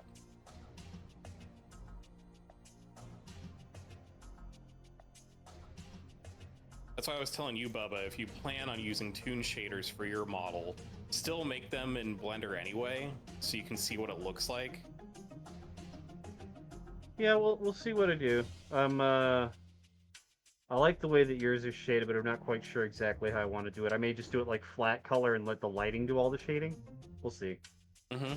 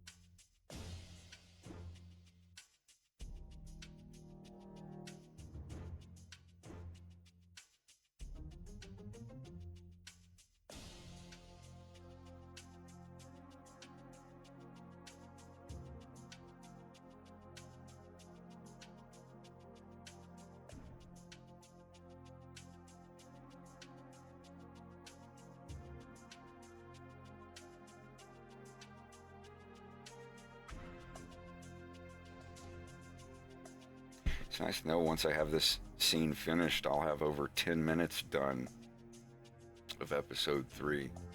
But the scene is going to take me several months. That's the only catch. Yeah. You won't be doing it by yourself, though, so that's going to help.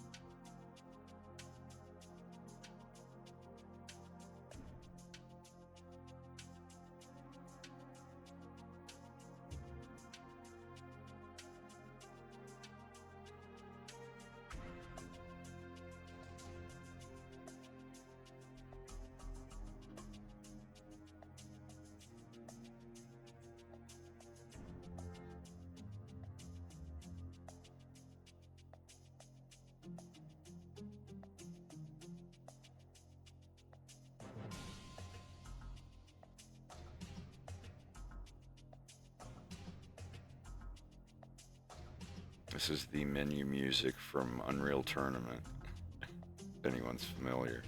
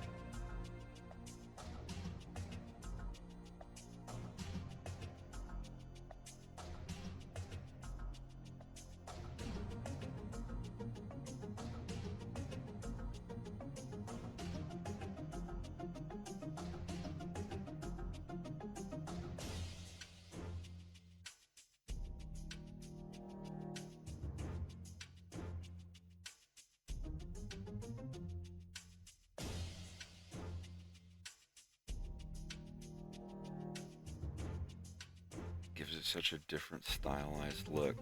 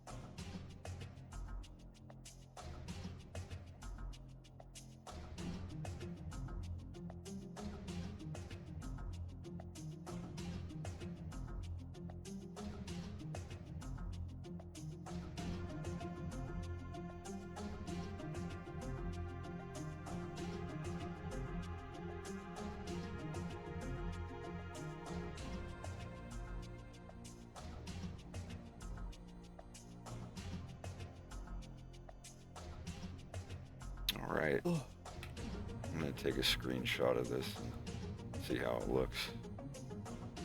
Nice to put a edge of an old Soviet era poster up here or something, or whatever Lilat's equivalent of the Lizard Revolution would be, or just some Polish knickknacks on the shelf. Something even with the flag that Slava designed. Yeah, yeah.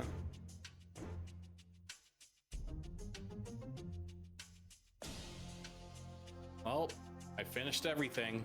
I'm back to normal. Good, good. You tested them out and all that? Yep, I've been testing them as I was making them, and they all work. They all make the noise.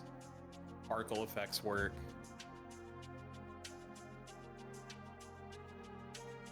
It's synced up to Twitch. Thank you, Kimi. Just for the watered down version, I've been having some weird issues with my PC, and one of the diagnostics we tried out was to completely wipe and reformat my hard drives and reinstall Windows fresh, and it still didn't work. And I was an idiot and didn't properly save my OBS and TID settings, so I had to redo all of that. But I still had all the art and assets. I just had to plug everything back in again. Took about 2.5 days, but it's done.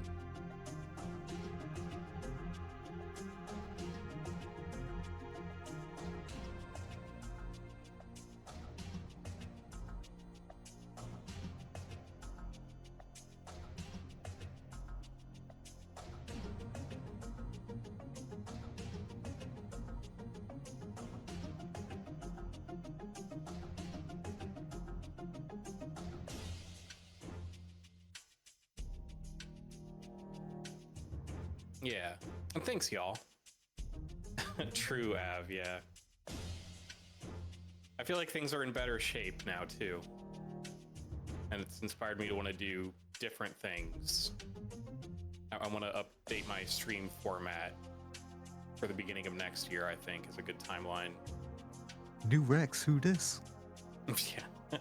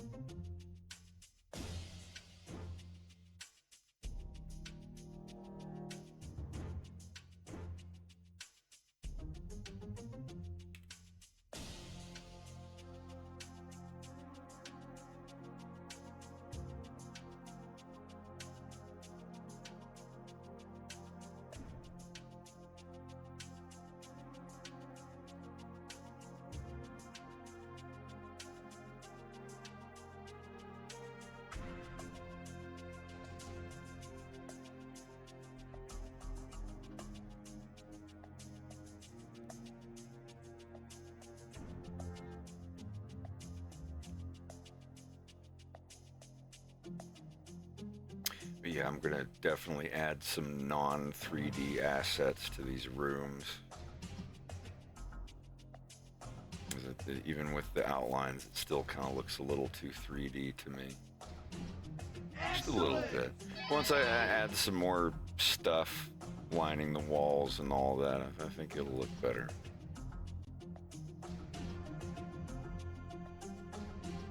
Stuff that looks less arbitrary, I guess. Outer Deck 12, thanks for the resub.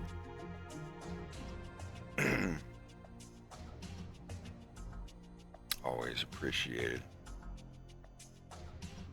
Oh, it's too hot. I gotta go, like, take a cold shower or something and cool off. Yeah.